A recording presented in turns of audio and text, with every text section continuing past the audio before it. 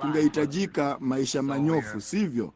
Kwa hiyo tunamhimidi Bwana kwa ajili ya nguvu zake zote kuu za uponyaji na rehema zake ambazo ametupa sisi katika miaka hii yote. Sasa nina matangazo machache ya kutangaza. Mojawapo ni sisi ndugu Woods na ndugu Robertson, na tunataka kuwashukuru ninyi nyote kwa ajili ya kutuombea kuwa na safari ya salama. Tulikuwa na wakati mzuri sana. Tulisafiri tu kwa siku 4.5 naamini, na tukarudi tena salama. Bwana alitubariki. Sasa tunatangaza ya kwamba ndugu Graham Snelling, ufufuo wake unaendelea huko mwishoni mwa barabara kuu ya Brigham kwenye jijini hapa, na usiku Jumatano hii ijayo ninataka kuondoka kesho baada ya ibada ya mazishi ya mtu mmoja nitakayemtangaza hivi punde. Tutawajulisha Jumatano usiku. Tunataka kwenda katika tume sote huko kumtembelea ndugu Graham kabla hajafunga ibada yake kule, nasi tutajaribu kuwa na kanisa zima pamoja tukiweza, na twende kama tume kukutana kuwa pamoja na ndugu Graham katika moja ya ibada zake. Na sasa alasiri ya leo kwenye nyumba ya mzishi huko Charlestown kuna Bibi Colvin ambaye wakati mmoja alihudhuria kanisa hili hapa miaka mingi iliyopita. Umri wa miaka 74.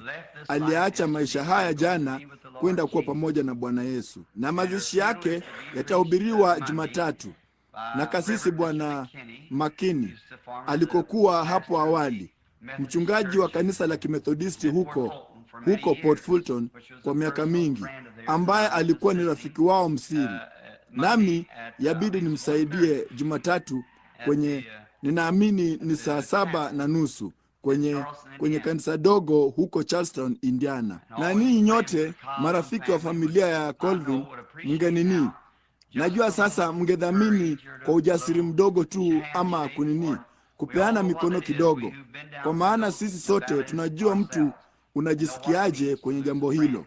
Sisi ambao tumepitia mambo hayo kwenye mabonde sisi wenyewe, na kujua jinsi inavyomaanisha kupoteza rafiki fulani. Na kwa hiyo yeye yuko kwenye kanisa hilo dogo sasa huko Charleston, Indiana. Kama mkienda huko alasiri ya leo, mbona jambo hilo lingedhaminiwa na familia ya Colvin. Nina hakika wengi wa ndugu zao wangali wanahudhuria hapa maskanini. Nimewafungia ndoa, nimewazika, nimewabatiza karibu familia yao yote. Kwa hiyo Bwana Grayson ambaye alikuwa ni jirani yetu papa hapa ndiye mtayarishaji wa mazishi kule. Na halafu kuna jambo hili usiku wa leo, Bwana akipenda, mahali tulipoachia asubuhi ya leo. Tutajaribu kuanzia hapo usiku wa leo katika somo hili kuu ambalo tunasoma sasa. Na halafu nafikiri hayo yalikuwa ndiyo matangazo kadiri nijuavyo. Na Jumatano hii ijayo usiku sasa tutatangaza usiku tutakaokwenda kule kuwa pamoja na ndugu Graham. Nasi tunawakaribisha wageni wote malangoni mwetu.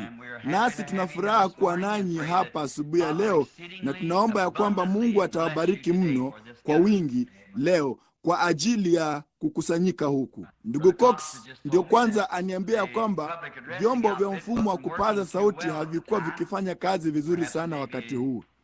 Labda huenda ikawa ni kwa sababu ya hali ya hewa.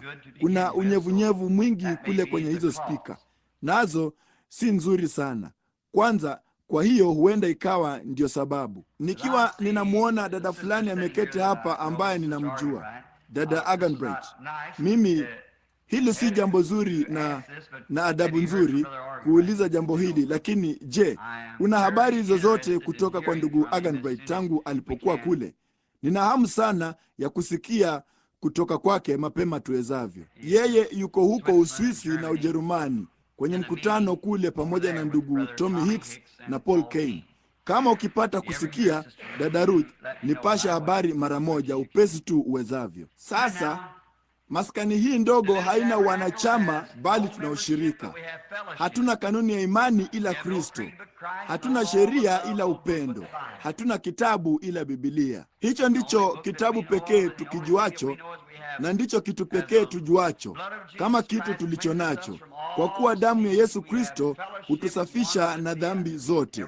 Tuna ushirika sisi kwa sisi, kila mtu. Nilikuwa nikihakiki asubuhi ya leo, kwa baadhi yenu ninyi watu huenda mmemsikia huyo ndugu akiomba. Huyo alikuwa ni Mkatoliki. Kwa hiyo ama hapo kwanza alikuwa ni Mkatoliki, na tuna watu wa aina mbalimbali wanaokuja hapa. Sasa hivi tu nimepata majaliwa dakika chache zilizopita kupeana mkono na ndugu wa Kimenoni ambaye anaketi hapa ndani. Basi kutoka kwa Wamenoni, kutoka kwa Methodisti, kutoka kwa Batisti na Wakatoliki, ama yeyote atakaye na waje. Nasi tunashiriki pamoja kwenye baraka za neno la Mungu. Walioko sasa wameketi ni mashahidi wa Yehova na watu wa aina mbalimbali. Tuliona madhehebu mbalimbali. Nilikuwa ninapenda vema, ningali ninapenda sehemu za magharibi. Ninapenda farasi na ng'ombe. Nilikuwa tu nimelelewa shambani, na mimi napenda hilo. Na tulikuwa tukiwakusanya ng'ombe, nami ningeenda pamoja nao, na tulikuwa na ua msepetuko. Sijui kama ninyi watu wa mashariki mnajua ua msepetuko ni kitu gani, ama hamjui. Ni wakati mnapowaweka ng'ombe msituni, wana ua wa kuwazuia wasitawanyike, vile walivyoliita, warudi kwenye maranchi. Wangekula nyasi sehemu ambako wanakuza nyasi kwa ajili ya malisho ya msimu wa baridi. Na halafu huko juu mlimani wananyua msepetuko pia, ambapo wanawatenganisha majike mengi mbali na madume na kadhalika. Unaitwa ua msepetuko, lakini ua msepetuko mkuu ni pale mwangalizi anaposimama wakati ng'ombe wanapopita. Na sasa nimewahi kuketi kule kwa siku nyingi kwenye matandiko yangu ya farasi na kuangalia wakati ng'ombe walipopita pale. Kulikuwa na aina zote za chapa zilizoingia. Kulikuwa na baadhi walioitwa almasi, na wengine wao waliitwa Bar X, na wengine wetu walikuwa ni kiweko, kitu kama nembo ya skauti wa kiume. Jamaa huyo mwingine chini yake walikuwa ni mburuzo wa batamzinga juu ya farasi, na wote walikuwa na chapa za kila namna wapate kuwajua ng'ombe wao walipowapeleka nje. Sasa mwangalizi hakuvutiwa sana na chapa waliokuwa nayo, lakini jambo ni hili kwamba mwangalizi alivutiwa na kuona kishikizo sikioni mwao. Kila kitu kilichoingia kule ndani, haidhuru kilikuwa ni cha chapa gani, kilipaswa kuwa ni cha asili bora ya Hereford. Hakingeruhusiwa kuingia kule isipokuwa kilikuwa ni Hereford. Ilibidi awe ni wa mifugo iliyosajiliwa, la sivyo asingeweza kuruhusiwa kupita pale. Nafikiri kwenye siku ile, wakati Bwana atakapokuja, yeye hatajali tunavaa chapa gani, bali kwamba sisi sote ni Wakristo waliozaliwa mara ya pili. Hiyo ni kweli. Hiyo ndio mifugo ya Kristo. Kipimo cha damu kitatuthibitisha sisi sote ni Wakristo, na endapo sisi sote tutaenda kuwa hivyo kule, ni afadhali tuwe hivyo hapa. Je, hamdhamini hivyo ndivyo itakavyokuwa? Hivyo ndivyo ilivyo. Tunadhamini ushirika wote kutoka kwenye makanisa yote mbalimbali.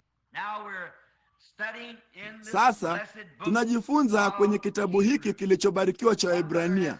Ndugu mmoja amekifurahia sana, hata amechukua kanda na anaandika kitabu cha mafundisho juu ya hiki. Sasa tutakuja hivi punde kwenye mlango wa 11. Tunatarajia kupitisha majira ya baridi kwenye huo mlango wa 11. Kwa kila mmoja wa watu hao, tunataka kurejea nyuma kwenye kitabu hiki, kukipitia chote na kuunganisha maandiko yote pamoja. Nilikuwa ninaenda kufanya jambo hilo. Ninafanya kwa sehemu kwenye baadhi ya hii milango iliyotangulia, nipate kukiunganisha kitabu chote pamoja, kwa maana unaona, andiko halina budi kuthibitisha andiko. Kwa hiyo Kama kuna kuhitilafiana kokote ambapo mtu yeyote angefikiria kwamba maandiko yanahitilafiana, hilo ni kosa. Hakuna andiko linalohitilafiana na andiko.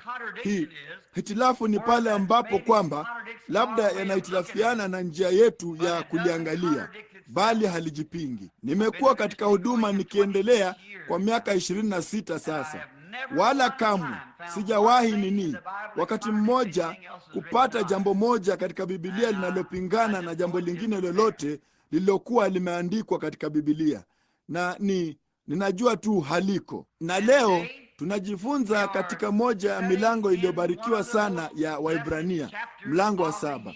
Na endapo kuna mtu asiye na Biblia angetaka kutufuata katika haya tusomayo, tungefurahi kukuletea Biblia kama ungeinua tu mkono wako. Nitawaomba baadhi ya wazee hawa, mtu fulani aje hapa na achukue hizo. Kuna watu wanainua mikono yao kule nyuma. Na asante ndugu. Na iwapo unataka Biblia, inua tu mkono wako nao watakuletea.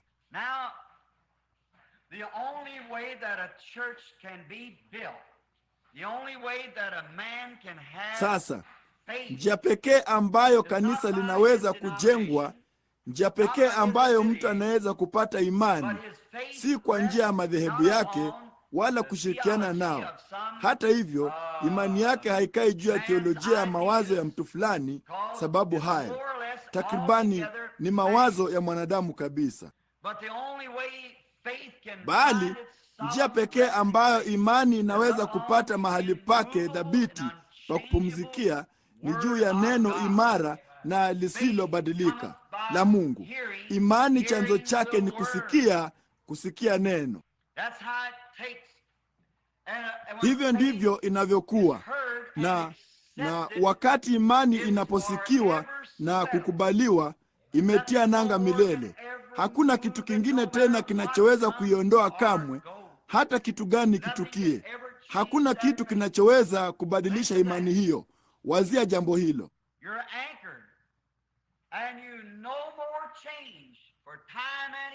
Umetia nanga, wala wewe hubadiliki tena kwa wakati na umilele. Umetia nanga milele, kwa kuwa Mungu kwa dhabihu moja amewakamilisha milele hao waliotakaswa ama walioitwa.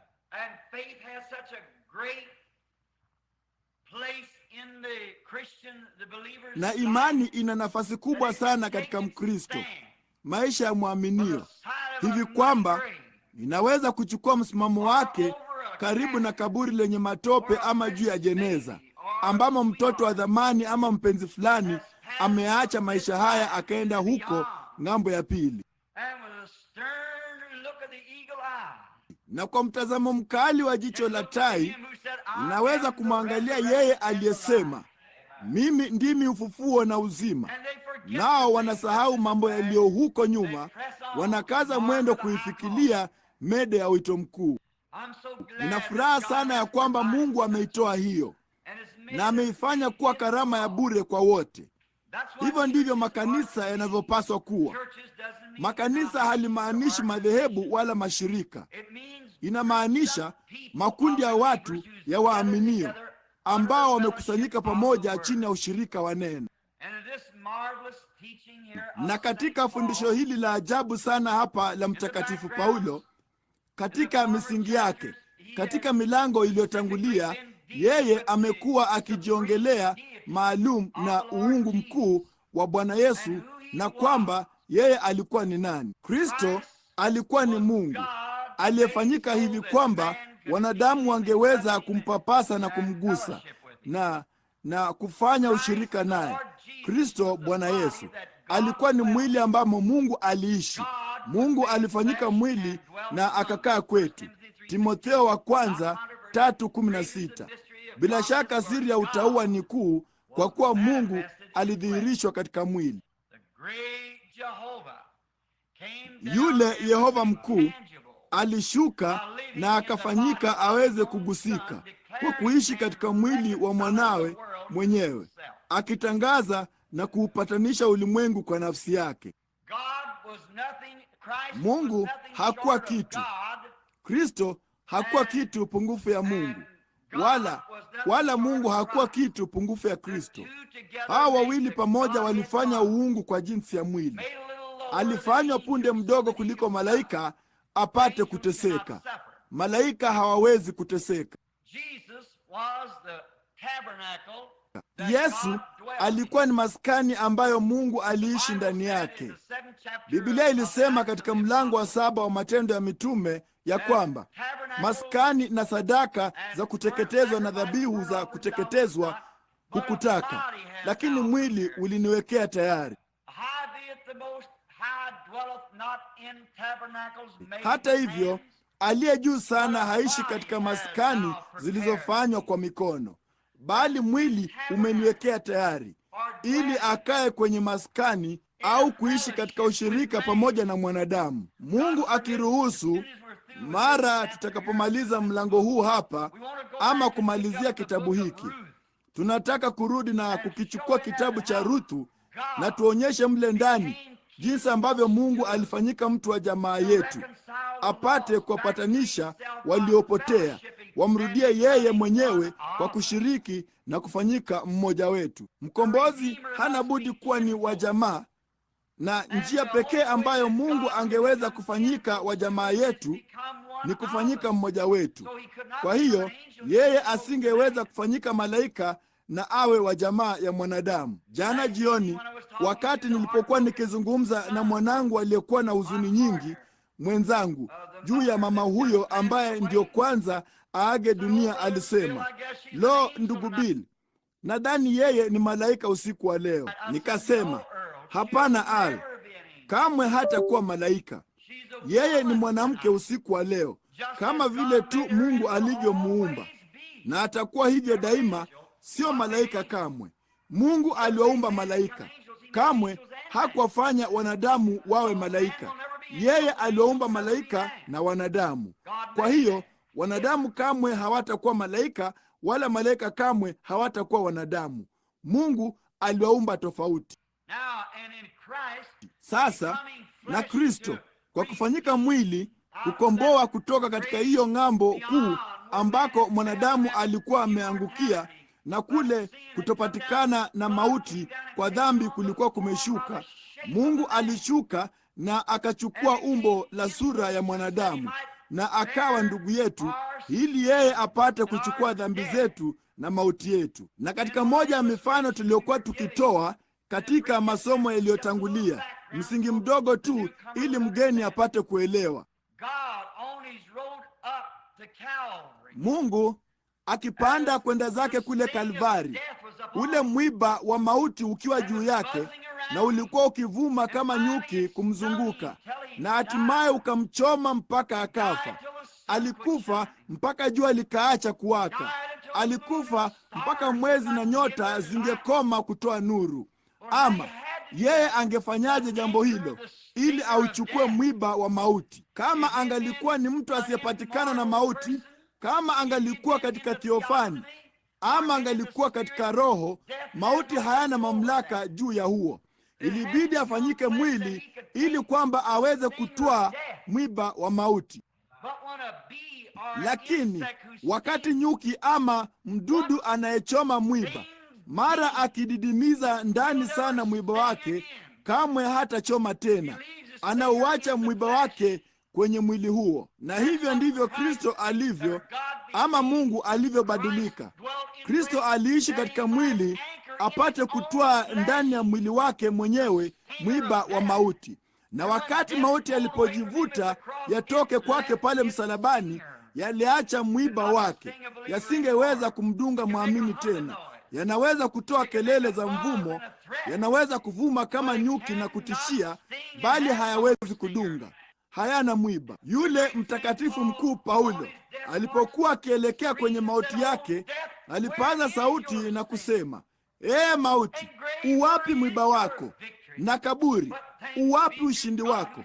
Lakini Mungu na ashukuriwe, ambaye tayari amekwisha kutupa ushindi kupitia kwa Bwana wetu Yesu Kristo, kwa kuwa mauti na kaburi vimepoteza nguvu zake. Sasa basi, Jumapili iliyopita tulichukua, tukiacha kuyanena mafundisho ya kwanza ya Kristo, Katika mlango wa 6 tulisoma haya, na tukaze mwendo ili tuufikilie utimilifu. Nasi tuliona ya kwamba watu siku hizi katika makanisa mengi pamoja na maskani ya Branham na mengineyo, tunatilia mkazo sana juu ya kujifunza juu ya mafundisho ya kwanza ya Kristo. Yeye alikuwa ni mwana wa Ibrahimu, alikuwa ni mwana wa fulani na kurejea nyuma zile koo. Lakini Biblia ilisema, na tuweke kando mambo hayo na tukaze mwendo ili tuufikilie utimilifu. Kwanza lazima ujue mafundisho, na halafu huna budi kujua mambo haya yote, halafu na tuyaweke kando. Yeye alisema juu ya ufufuo wa wafu, kuwekea mikono, mabatizo na sheria hizo zote za Mungu zisizo na uhai. Hata hivyo hazina uzima ndani yao. Lakini kanisa siku hizi linayaendea tu mambo hayo. Lo, tunaamini katika uungu wa Kristo, naam, hakika. Tunaamini katika ubatizo wa maji, naam, hakika. Kuwekea mikono. Paulo alisema tutafanya haya yote kama Mungu akiruhusu. Lakini mbele ya hayo yote, hebu na tuyaweke kando sasa na tukaze mwendo ili tuufikilie utimilifu. Sasa kanisa haliwezi kukamilishwa kupitia kwenye madhehebu. Linaenda mbali zaidi na Mungu wakati wote, ama yanaachana mbali zaidi moja na lingine. Tunaweka mipaka, tunajitenga. Inavyoelekea hatuna imani. Lakini basi wakati tunapoacha kanuni hizo za mafundisho, kama tukikaza mwendo ili tuufikilie utimilifu, basi mambo hayo madogo madogo yanakuwa hayana umuhimu sana. Tunaingia katika uhusiano, nasi tunaona ya kwamba njia pekee tunayoweza kukamilishwa ni kuwa ndani ya Kristo. Na ndipo tunaona basi kwa mafundisho ya Biblia ya kwamba jinsi tunavyoingia katika Kristo si kwa ubatizo wa maji, si kwa kuwekea mikono, si kwa mafundisho, bali kwa Roho mmoja. Sisi sote tunabatizwa kuwa mwili mmoja na tunakamilishwa kupitia mateso yake. Ndipo tunaonekana ni watofauti, tunawazia tofauti, tunatenda tofauti, tunaishi tofauti, si kwa sababu ni jukumu ama sisi ni wafuasi wa kanisa, bali ni kwa sababu ya upendo ambao Mungu ameweka mioyoni mwetu kwa Roho Mtakatifu, ambao unatufanya raia washiriki pamoja wa ufalme wa Mungu. Ndipo hakuna madhehebu wala vizuizi katika jambo hilo. Sisi sote ni mwili mmoja mkubwa. Sasa tuko tayari kuingia kwenye somo la asubuhi katika dakika chache. Jambo moja zaidi ningetaka kulifikia hapa. Hilo ni ya kwamba Paulo akizungumza katika kitabu hiki cha mlango wa 7 ama mlango wa 6, hapa tunaona ya kwamba tunafanywa wakamilifu katika Kristo. Halafu katika kifungu cha 13 cha mlango wa 6, kwa kuweka msingi mdogo tu, kwa maana Mungu alipompa Ibrahimu ahadi, kwa sababu alikuwa hana mkubwa kuliko yeye mwenyewe wa kumwapa, aliapa kwa nafsi yake. Mungu aliapa kwa nafsi yake, kwa sababu alikuwa hana mwingine yeyote mkubwa kuliko yeye mwenyewe wa kumwapa. Sasa tunataka kurudi nyuma. Hebu na tufungue Wagalatia kwa dakika chache tu. Fungua kwenye kitabu cha Wagalatia na tufungue Wagalatia 3:16. Nasi tutasoma hapa mara moja kwa kile alichoapia. Basi ahadi zilinenwa kwa Ibrahimu na kwa mzao wake. Hasemi kwa wazao kana kwamba ni wengi, bali kana kwamba ni mmoja, kwa mzao wako, yaani Kristo. Sasa kama utaangalia, tukisoma hilo kwa makini sasa, unaposoma ahadi wingi zilinenwa kwa Ibrahimu na kwa mzao umoja wake. Ibrahimu na mzao wake. Sasa mzao wa Ibrahimu ulikuwa ni mmoja, ambao ulikuwa ni Kristo. Katika onyesho la awali, Isaka. Lakini Ibrahimu alikuwa na watoto wengi. Yeye alikuwa na mmoja kabla hajampata Isaka, ambaye alikuwa akionyesha kupenyeza kwa kutokuamini kwa Sara, ambaye alitaka Hana amzae mtoto huyo, akifikiri ya kwamba alikuwa ni mzee kupita kiasi. Basi Mungu ilibidi akwepe na afanye njia nyingine mbali na njia aliyokuwa ameahidi kulifanya. Lakini Mungu hushikilia ahadi yake. Haidhuru huenda jambo lionekane lisilo la busara jinsi gani, Mungu anawajibika kwa ahadi yake. Naye Sara alifikiri ya kwamba labda angeweza kumchukua Hana ama Hajiri, hasa mjakazi wake, amzalie Ibrahimu mtoto, na yeye Sara angemchukua, na huyo akawa ni Ishmaeli, ambaye alikuwa ni kero ya mtu. Tangu wakati huo hadi sasa angali ni kero, kwa maana kutokana na huyo walikuja Waarabu, nao wamekuwa hivyo siku zote. Sasa wakati wowote unapoacha kuliamini neno lililo dhahiri la Mungu na kuchukua njia fulani nyingine, itakuwa ni mwiba mwilini mwako tokea wakati huo na kuendelea. Wewe chukua tu yale Mungu aliyosema. Kama alisema hilo, hivyo ndivyo tu alivyomaanisha. Lo, jina lake na lihimidiwe. Chukua tu neno lake. Haidhuru ni kitu gani kinachopita pembeni kusema vema, kweli halimaanishi hivyo.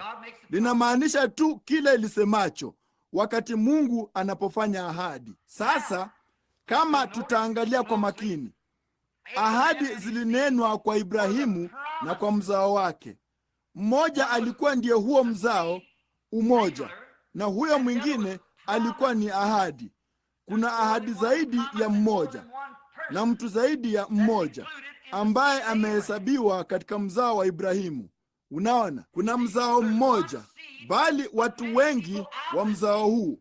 Unaona, hazikuwa tu ni kwa Ibrahimu peke yake ama kwa Isaka peke yake, lakini nini? Ilikuwa ni kwa mzao wote wa Ibrahimu.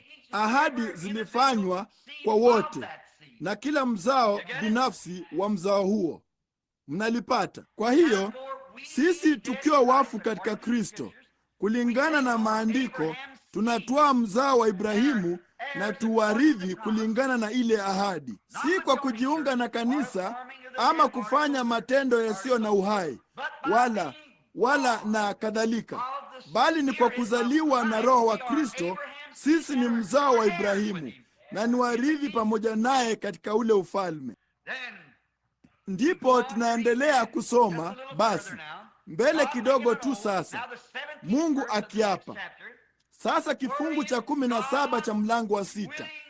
Katika neno hilo Mungu akitaka kuwaonyesha zaidi sana, Mungu akitaka kuwaonyesha zaidi sana waridhio ile ahadi, jinsi mashauri yake yasivyoweza kubadilika, alitia kiapo katikati. Lo, hebu na tupumzike sasa dakika chache.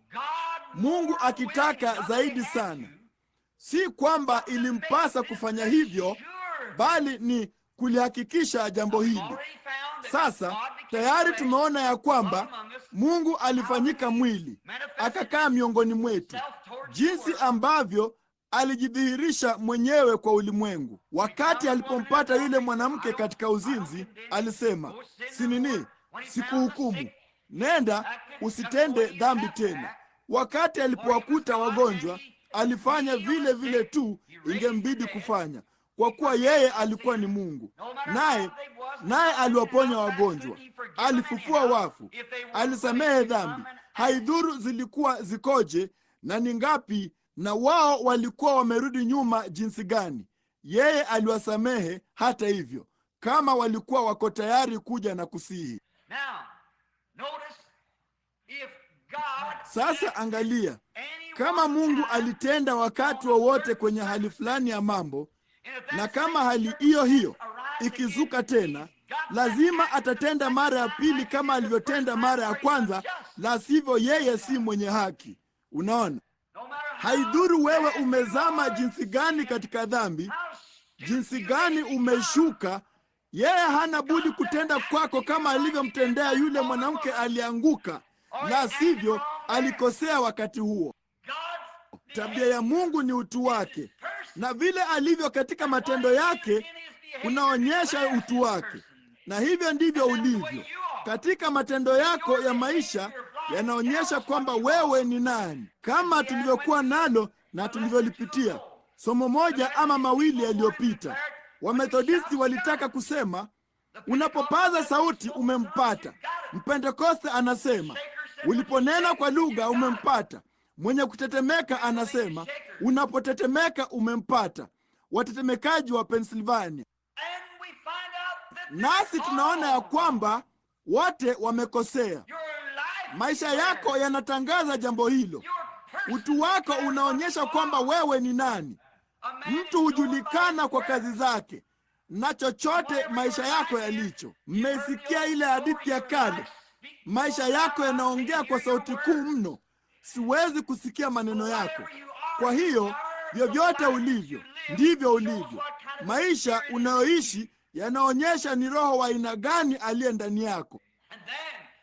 Halafu tena unaweza kuiga jambo baya ama uige jambo zuri.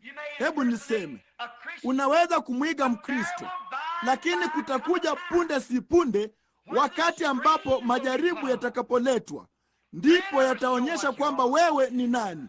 Nyororo ina nguvu zaidi kwenye kiungo chake kilicho dhaifu sana. Wakati Kristo mwana wa Mungu alipowekwa katika majaribio, ilionyesha kwamba alikuwa ni nani. Hakika wakati unapojaribiwa itaonyesha kile ulicho. Maisha yako daima yanaonyesha kile kilicho ndani yako. Muda si muda uwe na hakika dhambi yako haitakuumbua. Na hivyo ndivyo tunavyojaribu kusema. Yesu alisema katika Yohana Mtakatifu 5:24, yeye aasikiaye, si yeye atetemekaye, yeye anenaye, yeye asikiaye neno langu na kumwamini yeye aliyenipeleka yuna uzima wa milele, wala hata kuja hukumuni, bali amepita toka mautini kuingia uzimani. Ni imani yako, na imani yako ikiungamwa kwa midomo yako inadhihirisha kwa watu wanaoweza kusikia, bali maisha yako ni wazi mbele ya wote. Kwa hiyo haidhuru unajaribu jinsi gani kutenda hili na kutenda lile, jambo hilo halitafaulu. Haina budi kuwa ndani yako. Hicho ndicho kiini halisi cha hadithi yote. Imani yako binafsi katika Kristo aliyefufuka kama Mwokozi wako, ya kwamba yuko katika mkono wa kuume wa Mungu akikuwakilisha asubuhi ya leo, kama vile unavyotenda mahali pake hapa chini kama shahidi. Shahidi anapaswa kutenda badala ya mtu fulani, asimame kwa ajili yako kama shahidi. Na kama vile maisha yako yanaonyesha hapa kile ushuhuda wako ulivyo katika Kristo, yanaonyesha huko na yanaonyesha hapa, naye yuko kule juu. Kwa kuwa vile alivyo kwa ajili yako inaonyesha sehemu zote mbili, kule na hapa. Kwa hiyo wewe ni kwa imani yako umeokolewa, na hiyo peke yake. Kwa hiyo miamsho, mihemuko, hisia, kitu chochote kile havina nafasi popote ndani yake. Sasa usiwazie vibaya ya kwamba siamini katika mihemuko hii. Hakika ninaamini hawa, lakini kile tunachozungumzia sasa, tunachojaribu kushindilia kwa watu wa siku hizi, si mihemuko. Ibilisi amechukua vitu hivyo na kuwapeleka watu mbali, akiwafanya waweke kikomo chao cha milele juu ya mhemuko, kupaza sauti, kunena kwa lugha, kwenda kanisani kila Jumapili, kujifanya Mkristo. Hilo halitasaidia hata kidogo kwenye siku hiyo. Mtu asipozaliwa mara ya pili na maisha yako yanaonyesha kwamba wewe ni nani ndani, unaona, si mihemko yako. Ungeweza kuwa na damu mikononi mwako, ungeweza kunena kwa lugha, ungeweza kuwaponya wagonjwa, ungeweza kuhamisha milima kwa imani yako, na bado wewe si kitu. Wakorintho wa kwanza 13. Unaona,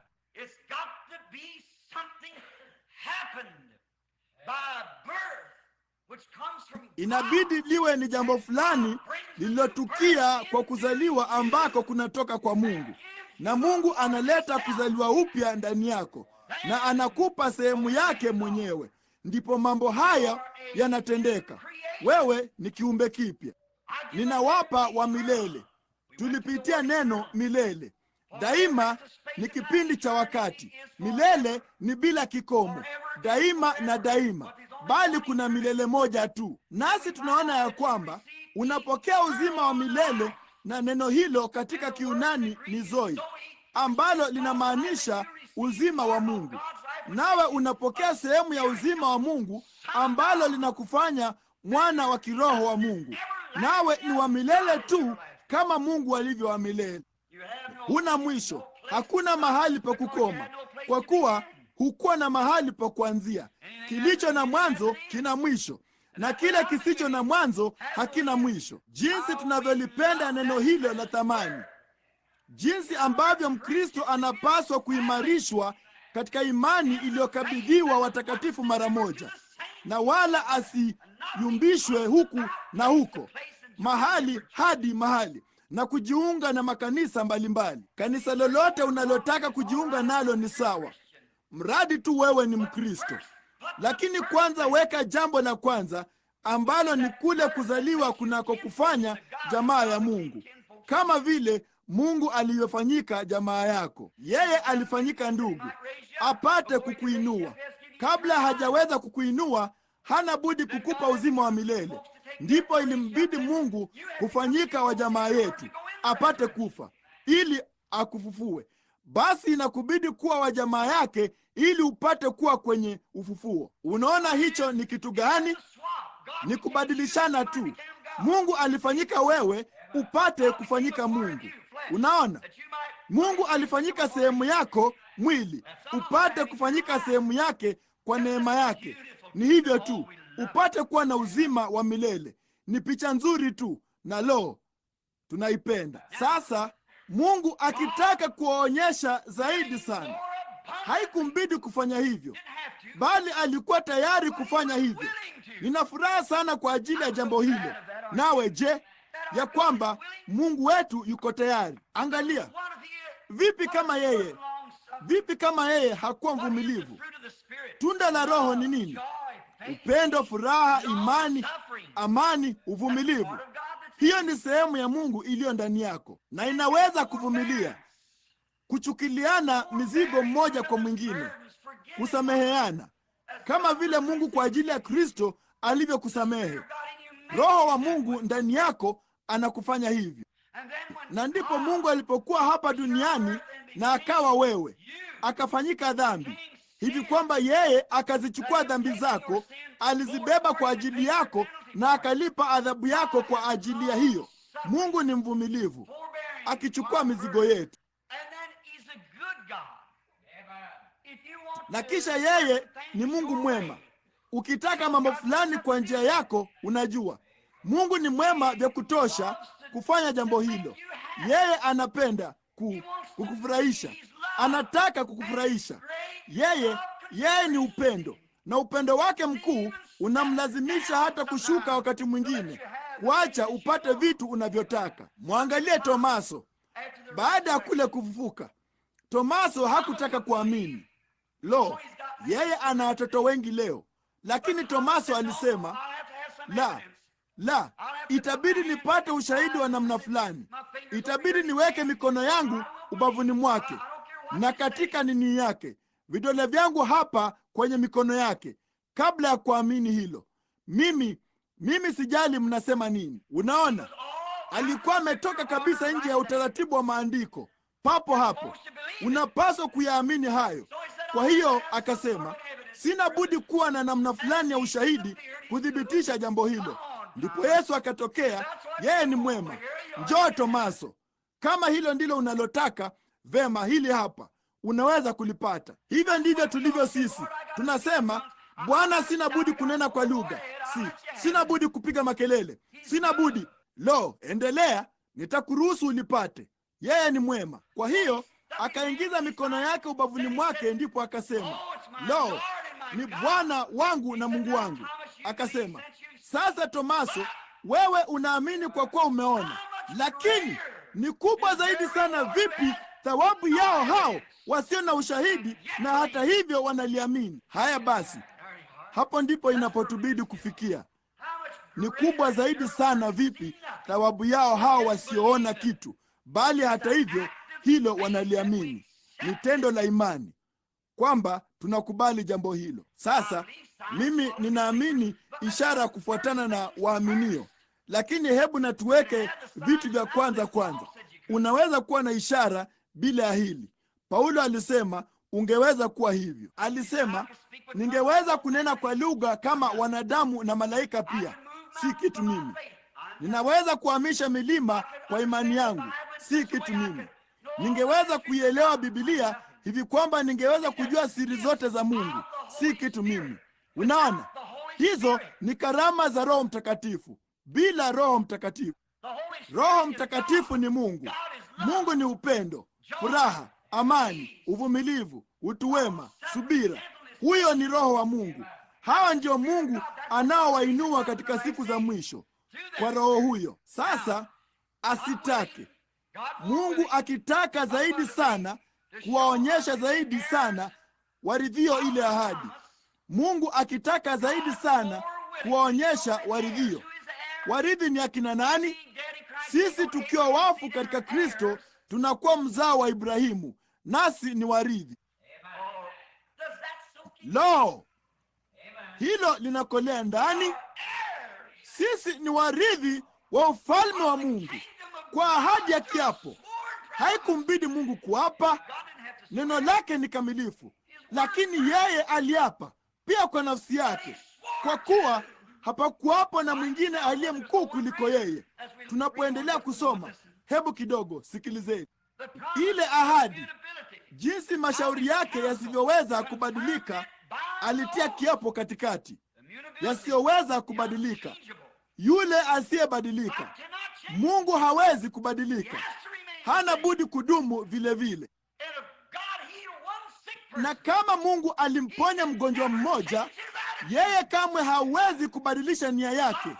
Mungu akimsamehe mwenye dhambi mmoja, kahaba mmoja, yeye kamwe hawezi kubadilisha nia yake.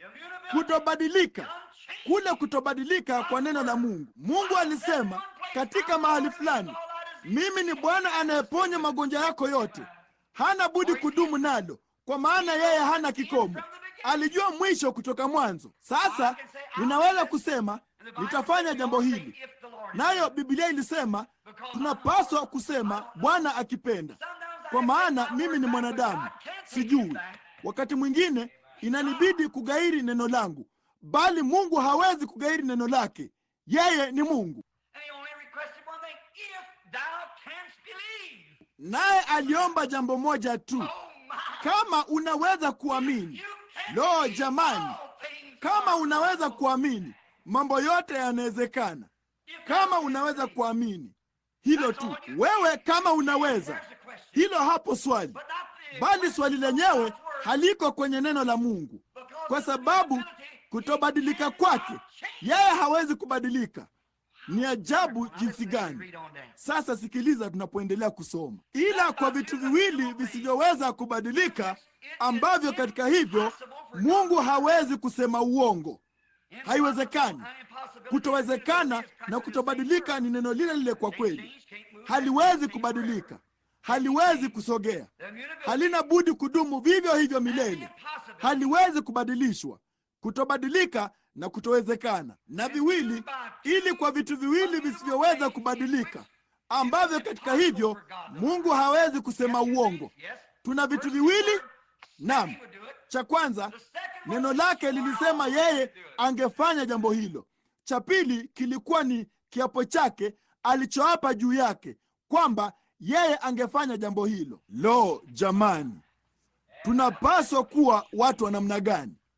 Kwa nini turushwe na kukimbia hapa na pale na kuchukua mambo ya ulimwengu na kutenda kama muundo huu laini wa Ukristo wa mwaka wa 1957? Tunataka kuwa wa aina ya mtindo wa kizamani ambao wanamchukua Mungu kwa neno lake na kuviita vitu hivyo visivyokuwapo kama kwamba vipo. Kama Mungu alisema hivyo, hilo la tosha. Ibrahimu, ambaye kwake hiyo ahadi ilitolewa kwake na kwa mzao wake, aliita vitu visivyokuwapo kana kwamba vilikuwapo, kwa kuwa ilikuwa ni ahadi ya Mungu, akijua ya kwamba Mungu asingeweza kusema uongo. Yeye alimwahidi jambo hilo, naye aliliamini.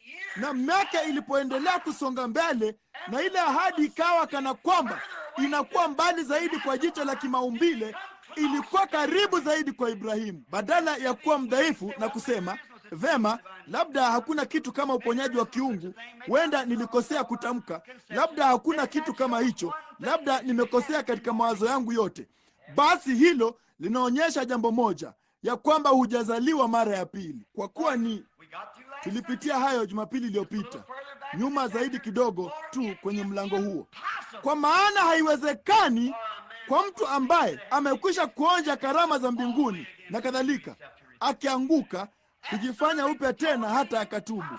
Haiwezekani kabisa kabisa, kwa kuwa yeye aliyezaliwa na Mungu hatendi na hawezi kutenda dhambi, kwa maana uzao wa Mungu unadumu ndani yake, wala hawezi kutenda dhambi. Uzao wa Mungu ni neno la Mungu. Imani chanzo chake ni kusikia neno. Dhabihu ilitolewa, yote yamekwisha. Sasa kama ukifanya makosa, Mungu atakufanya uyajutie, lakini ukifanya hivyo umekosea, ufanye hivyo makusudi. Mlango wa 10 kifungu cha 47, ninaamini. Kwa kuwa tukifanya dhambi makusudi baada ya kupokea ujuzi wa ile kweli, lakini mara tu baada ya kuzaliwa unayo ile kweli, si ujuzi wake, bali umeikubali ile kweli na imekuwa halisi, nawe ni mwana wa Mungu kwa wakati na umilele. Mungu aliapa ya kwamba angefanya hivyo. Yesu alisema, yeye asikie maneno yangu na kumwamini yeye aliyenipeleka yuna uzima wa milele, nami nitamfufua katika siku ya mwisho. Hata kuja hukumuni kamwe, amepita toka mautini kuingia uzimani. Sasa pamoja na kiapo cha namna hiyo, Mungu akitaka ya kwamba tutaupokea. Sasa angalia yale anayosema hapa Paulo akiliambia kanisa. Mungu hawezi kusema uongo. Tunapaswa kuwa na faraja iliyo imara. Si vema, kama Wabatisti hawatanitendea mema, nitakwenda kwa Wamethodisti. Unaona, tunapaswa kuwa na faraja iliyo imara, sisi tuliokimbilia kuyashika matumaini yale yawekwayo mbele yetu. Sasa katika kusoma cha mwisho, matumaini tuliyo nayo kama nanga ya roho, lile tumaini, kile kiapo alichoapa Mungu, tulionayo kama nanga ya roho, yenye salama, yenye nguvu, yaingiayo hata mle mlimo ndani ya pazia. Hebu tuzungumze kidogo tu juu ya pazia.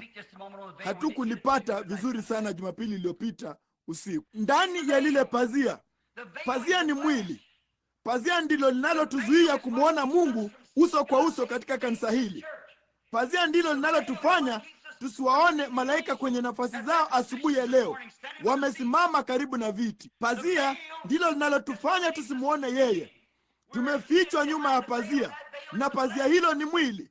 Sisi ni wana na binti za Mungu, tupo uweponi mwa Mungu. Malaika wa Mungu wamefanya kituo kuwazunguka wale wanaomcha yeye. Tupo uweponi mwa Mungu wakati wote. Sitakuacha kabisa, wala sitakupungukia kabisa. Nitakuwa pamoja nanyi daima, hata ukamilifu wa dahari. Lakini pazia hilo ni mwili. Huo ndio unaotuzuia tusiwe katika uwepo wake, bali kupitia kwa nafsi, roho, kwa imani yetu tunajua ya kwamba yeye anatuangalia, anasimama karibu na sisi. Yeye yupo hapa sasa. Kule Dathani, asubuhi moja, nabii mmoja mzee alikuwa amezingirwa na jeshi. Basi ndipo mtumishi wake akatoka na kusema, baba yangu, nchi yote imezingirwa na wageni. Ndipo Eliya akasimama na kusema, mbona mwanangu, walio pamoja nasi ni wengi kuliko walio pamoja nao. Vema, akapepesa macho yake na kuangalia pande zote, hakuweza kuona kitu. Akasema, Mungu, natamani uyafungue macho yake, ondoa pazia. Ndipo pazia lilipoondolewa machoni pake, magari ya moto yalimzunguka huyo nabii mzee. Milima ilikuwa ikiwaka moto kwa malaika na magari. Haya basi, ndipo Gehazi aliweza kusema, nafahamu sasa. Unaona, pazia lilianguka. Hapo ndipo penye kizuizi.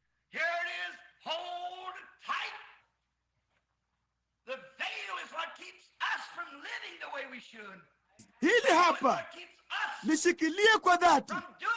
Pazia ndilo linalotuzuia kuishi jinsi tunavyopaswa kuishi. Pazia ndilo linalotuzuia kufanya mambo tunayotaka sana kufanya, naye Mungu akafunikwa na pazia la mwili, nalo pazia lilikatika vipande viwili. Ndipo Mungu akawa Mungu tena, naye akainua pazia ambalo alijificha ndani yake. Huko ndiko kufuka kwa Bwana Yesu, akituthibitishia ya kwamba katika pazia hili ambalo sasa tumefichwa ndani yake, kwa imani tunaliamini na kulikubali.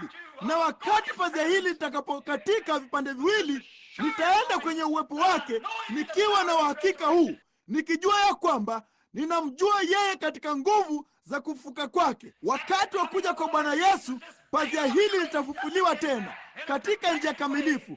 Hata nitatembea na kuzungumza naye kama Mwokozi wangu na Mungu wangu, hapo atakapokichukua kiti cha enzi cha Daudi, nasi tutaishi milele katika pazia hili baada ya kukamilishwa. Ila pazia hili lina dhambi ndani yake. Haijalishi vipi, kamwe usiwazie juu ya huo mwili uliotukuzwa katika dunia hii. Hauna budi kufa, vile vile ambavyo nafsi yako haina budi kufa, upate kuzaliwa mara ya pili katika ule ukamilifu, si kula nyama na kufanya hivi na kuukamilisha mwili. Hutakuwa nao kamwe, na inakubidi kuacha hili na kufanya hivi na kufanya hivi na kufanya hili. Hiyo ni sheria. Hao ni wanasheria. Hatuamini katika taratibu za wokovu wa kisheria. Tunaamini ya kwamba kwa neema tumeokolewa, wala si wewe. Huna uhusiano wowote na jambo hilo. Uteule wa Mungu ndio unaofanya jambo hilo. Hakuna mtu anayeweza kuja kwangu asipovutwa na Baba yangu. Hiyo ni kweli, na yote aliyokuja kufanya Yesu yalikuwa ni kuwapata hao ambao Baba alikuwa ametangulia kuwajua na akawachagua tangu zamani, kabla ya kuwekwa misingi ya ulimwengu. Walifanyika wana na binti za Mungu. Amina. Si yeye apigaye mbio wala yeye atakaye, bali ni Mungu arehemuye. Mungu ndiye anayefanya jambo hilo. Huwezi kujivuna hata kidogo. Hakuna kitu hata kimoja ulichofanya. Mungu kwa neema alikuokoa, si wewe mwenyewe. Ukijiokoa una kitu cha kujivunia, bali huna kitu cha kujivunia. Sifa zote zinamwendea yeye. Ni yeye ndipo anakupa tumaini la hakika. Aliapa kwa kiapo kutowezekana kwa watoto wake kupotea. Sasa wanapata mapigo kwa kufanya mabaya. Unavuna unachopanda, unapata hayo. Usifikiri sasa utatoka tu nje na kutenda dhambi ukwepe. Kama ukifanya hivyo na una nia hiyo, inaonyesha wewe kamwe hujapata kuzaliwa mara ya pili.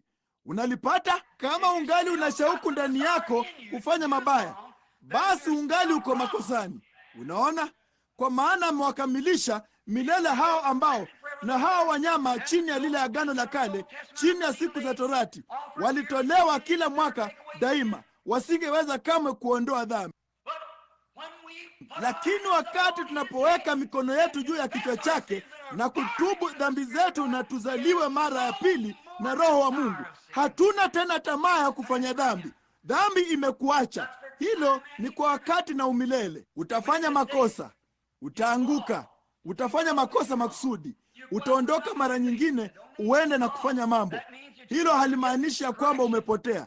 Hilo lina maana kwamba utarudiwa. Mvulana wangu mdogo, mara nyingi watoto wangu watafanya mambo, wako wanafanya pia, ya kwamba wewe wanajua hayo yanakiuka sheria zako, nao wanajua cha kutarajia wanapofanya hivyo. Watapigwa viboko kwa kufanya hivyo, wakati mwingine viboko vikali, bali angali ni mtoto wako. Hakika haiwezekani kwa mtu huyo kupotea tena akiisha kuzaliwa kwa uzima wa milele. Mungu si mpaji wa kihindi.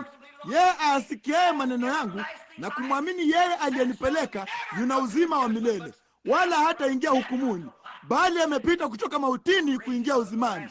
Nitamfufua katika siku za mwisho. Hiyo ni ahadi ya Mungu. Sasa kama ukiendelea useme, lo, vema basi ninaweza tu kufanya daima, mimi hufanya ninachotaka kufanya. Bali kama wewe ni Mkristo, hutaki kufanya jambo baya, sababu ya uzima wenyewe ulio ndani yako, msingi wenyewe. Iwapo unataka kufanya mabaya, inaonyesha kitu kibaya kiko hapa ndani. Maji machungu na matamu yanawezaje kutoka katika chemchemi ile ile? Kwa hiyo nyote mmechanganyikiwa sana. kwenye namna fulani ya mhemuko ama mazingaombwe fulani, mhemuko mwingine.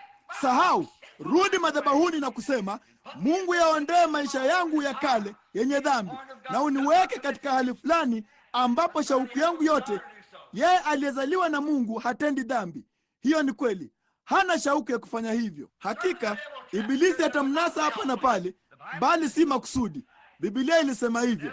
Ibilisi atamnasa mara kwa mara. Hakika atamtega. Alijaribu kumtupia Bwana wetu Yesu mitego. Alimtupia Musa na akamshika. Alimtupia Petro akamshika. Aliwatupia wengi, lakini Petro hata alimkana, bali baadaye alitoka kaenda akalia kwa uchungu. Kulikuwa na kitu fulani ndani yake. Wakati huo alipoachiliwa atoke katika safina, kunguru alipotoka alilialia hapa na pale. Alikuwa kwenye safina kweli, bali alipotoka tabia yake ilikuwa ni ya tofauti. Aliweza kula mizoga yote ya kale aliyotaka na ashibe. Mbona? Yeye kwanza alikuwa ni kunguru, alikuwa mla mizoga, alikuwa hafai, alikuwa ni mnafiki aliyeketi kwenye kiota pamoja na hua, akiwa mkubwa tu kama vile hua alivyokuwa. Angeweza kuruka kokote ambako hua angeweza kuruka, lakini angeweza kula chakula kizuri kama vile tu hua alivyoweza kula, na halafu pia angeweza kula chakula kilichooza ambacho hua asingeweza kula, kwa kuwa hua ni wa kundi lingine na ni wa umbile ya tofauti. Yeye ni hua, wala hua hawezi kumeng'enya chakula kilichooza, kwa maana hana nyongo yoyote. Na mtu aliyezaliwa kwa Roho wa Mungu anakuwa hua wa Mungu. Tabia yake, badiliko lake, maumbile yake. Naam Bwana, ukiweka roho wa hua ndani ya kunguru, kamwe hata keti juu ya mzoga uliokufa. Kama akitua juu yake kwa makosa, bila shaka ataondoka aende zake upesi. Asingeweza kuvumilia. Na mtu aliyezaliwa na Roho wa Mungu havumilii. Anaweza akaingia kwenye baa wakati mwingine, lakini atatoka humo upesi sana. Mwanamke anaweza akamshawishi amfanye ageuke, bali atageuza kichwa chake tena. Ataondoka hapo upesi. Kwa nini? Yeye ni hua. Hiyo ni kweli. Hutampumbaza kwa sababu yeye anajua, kondoo wangu wanaijua sauti yangu, wala mgeni hawatamfuata. Yeye kwanza ni hua kwanza. Hilo ndilo ninalozungumzia, kitu halisi kinachotia nanga mle ndani. Angalia kwa makini sasa. Mungu aliapa, tulionayo kama nanga ya roho, yenye salama, yenye nguvu, yaingiayo hata mle ndani ya pazia. Mungu alishuka akajificha nyuma ya pazia la mwili. Kufanya nini? Kujionyesha mwenyewe. Ilibidi ajifiche, kwa maana tusingeweza kumwona. Naye alijificha nyuma ya pazia.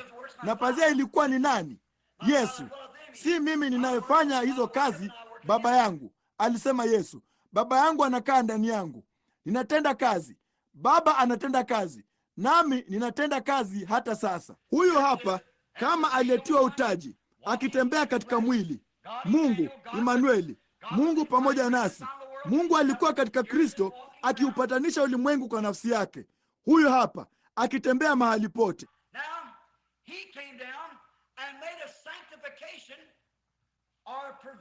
Sasa yeye alishuka na kufanya utakaso, ama akifanya utaratibu au upatanisho, ili kwa toleo la mauti yake alilipa gharama ya dhambi, apate kurudi na kukaa ndani yetu.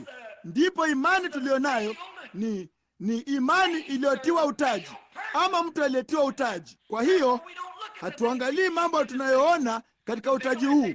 Utaji huo una elimu mbalimbali na unafanya mambo pia, huzungumza mambo.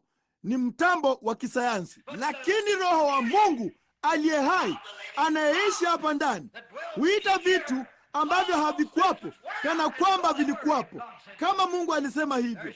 Huko hapo kutoa utaji kwako. Tuko wenye utaji. Sasa siku moja yeye atainua utaji huu, si uliozaliwa na mwanamke kwa tamaa ya kujuana kimwili ya mwanamume na mwanamke, bali kwa mapenzi ya Mungu atanena na itatimia. Ndipo tutakuwa na mwili kama mwili wake mwenyewe uliotukuzwa. Tutakuwa tumetoa utaji, tupate kuzungumza mmoja kwa mwingine, tupeane mikono. Sasa Tunapoondoka kutoka hapa, kuna maskani Theofani, sura tu ya mwanadamu ambayo haili, hainywi, hailali, inakaa macho milele. Huko ndiko tunakoelekea. Bali wao wanangojea chini ya madhabahu wakilia, Bwana, hata lini? Hata lini? Washuke kurudi huku chini, kwa sababu wanataka kupeana mikono mmoja kwa mwingine. Wanataka kuketi na kula na kuzungumziana. Wao ni wanadamu. Jina la Bwana libarikiwe. Mungu alipomfanya mtu katika sura yake hapo mwanzo, yeye alimfanya jinsi hii. Alifanya ushirika mmoja kwa mwingine, kwa maana tunafahamiana. Tunapenda yale mambo ambayo Mungu alitufanyia, kwa kuwa tulifanywa hivyo. Katika kule kuja kwake kukuu, wale walio tayari watakuwa hivyo milele. Tutabaki katika sura yake, tusiopatikana na mauti. Lo, hilo jina la Kristo na lihimidiwe. Na sasa tuna arubuni ya wokovu wetu, tunapomkubali yeye kama mwokozi wetu binafsi, kama mponya wetu. Tunzo hizi zingine zote ni marupurupu yanayolipwa kwenye hati ya bima. Amina. Unajua hati ya bima ni kitu gani? Unaweza kupata marupurupu kwake mpaka ufikie kwenye thamani yake halisi. Hakika unaweza kupata marupurupu, nasi tunapata marupurupu sasa. Ila tu jambo ni kwamba mara tunapopata marupurupu, hesabu inaongezeka tena. Mwanabima wakati mmoja aliniambia, Billy, ningetaka kukuuzia bima. Nikasema, ninayo. Mke wangu akaniangalia. Sasa sina kitu dhidi ya bima, lakini watu wengine ni maskini wa bima. Kwa hiyo wakageuka. Akasema, mke wangu akaniambia kwa mshangao, ati una bima? Nikasema, hakika. Hakuwa na habari yoyote kuhusu hilo. Yule mtu akasema, vema Billy, una bima ya aina gani? Nikasema, ndiyo dhamana Yesu wangu, hunipa furaha za mbingu, mrithi wa wokovu wangu, nimezawa kwa roho yake. Akasema, hilo ni jambo zuri sana Billy. Akasema, bali haitakuweka hapa makaburini. Nikasema, lakini itanitoa. Hilo ndilo jambo muhimu. Mimi sina wasiwasi wa kuingia mle, nina wasiwasi wa kutoka. Na kwa kuwa nina hiyo bima, kwa kiapo cha Mungu wa milele ya kwamba atanifufua tena katika mfano wa mwanawe katika siku ya mwisho, nitatembea kwa ujasiri na kuwa na faraja na kuwa na nanga ya nafsi, hivi kwamba nikiwa katika utaji huu, kuna kitu fulani kisichoonekana kilichonitia nanga kwenye mwamba wenye imara huko ng'ambo. Wakati maji yanaporuka na kulipua mshindo, haileti tofauti yoyote.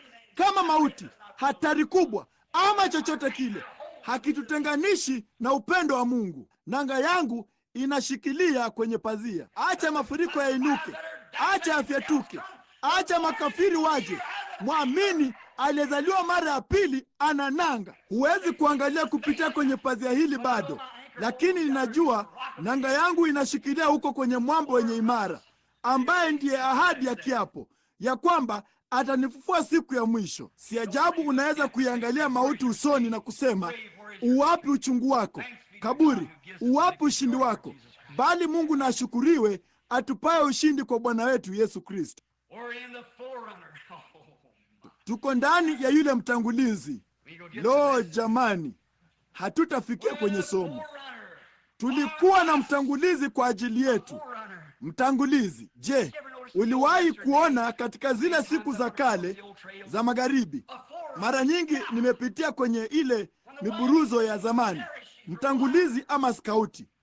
Wakati gari lililokokotwa na farasi lilipokuwa linaangamia kwa kukosa maji, skauti alitangulia mbele mbio, naye akaona makabila ya Wahindi, akayapita na akaona mahali palipokuwa na chemchemi ya maji. Alirudi mbio kumwambia bosi wa hilo gari la farasi, wachapuze farasi, kila mtu na ajipe moyo, kwa kuwa pale juu tu ya milima kuna chemchemi kubwa ya maji. Yeye ni mtangulizi, na huyu hapa yule mtangulizi. Binadamu wakati mmoja alikuwa akibanwa chini na Ibilisi, chini ya mashambulizi makali sana, lakini mtu fulani alichukua bomu kubwa. Huyo alikuwa ni Yesu. Mtangulizi ametutangulia, na shetani amesimama pale na bomu akitubana chini, daima tukiwa utumwani na kuhofu mauti. Alikuwa akilinda chemchemi hiyo. Hakika alikuwa akiilinda. Alipewa agizo, kwa kuwa tulikuwa tumetenda dhambi na tukafukuzwa toka huko.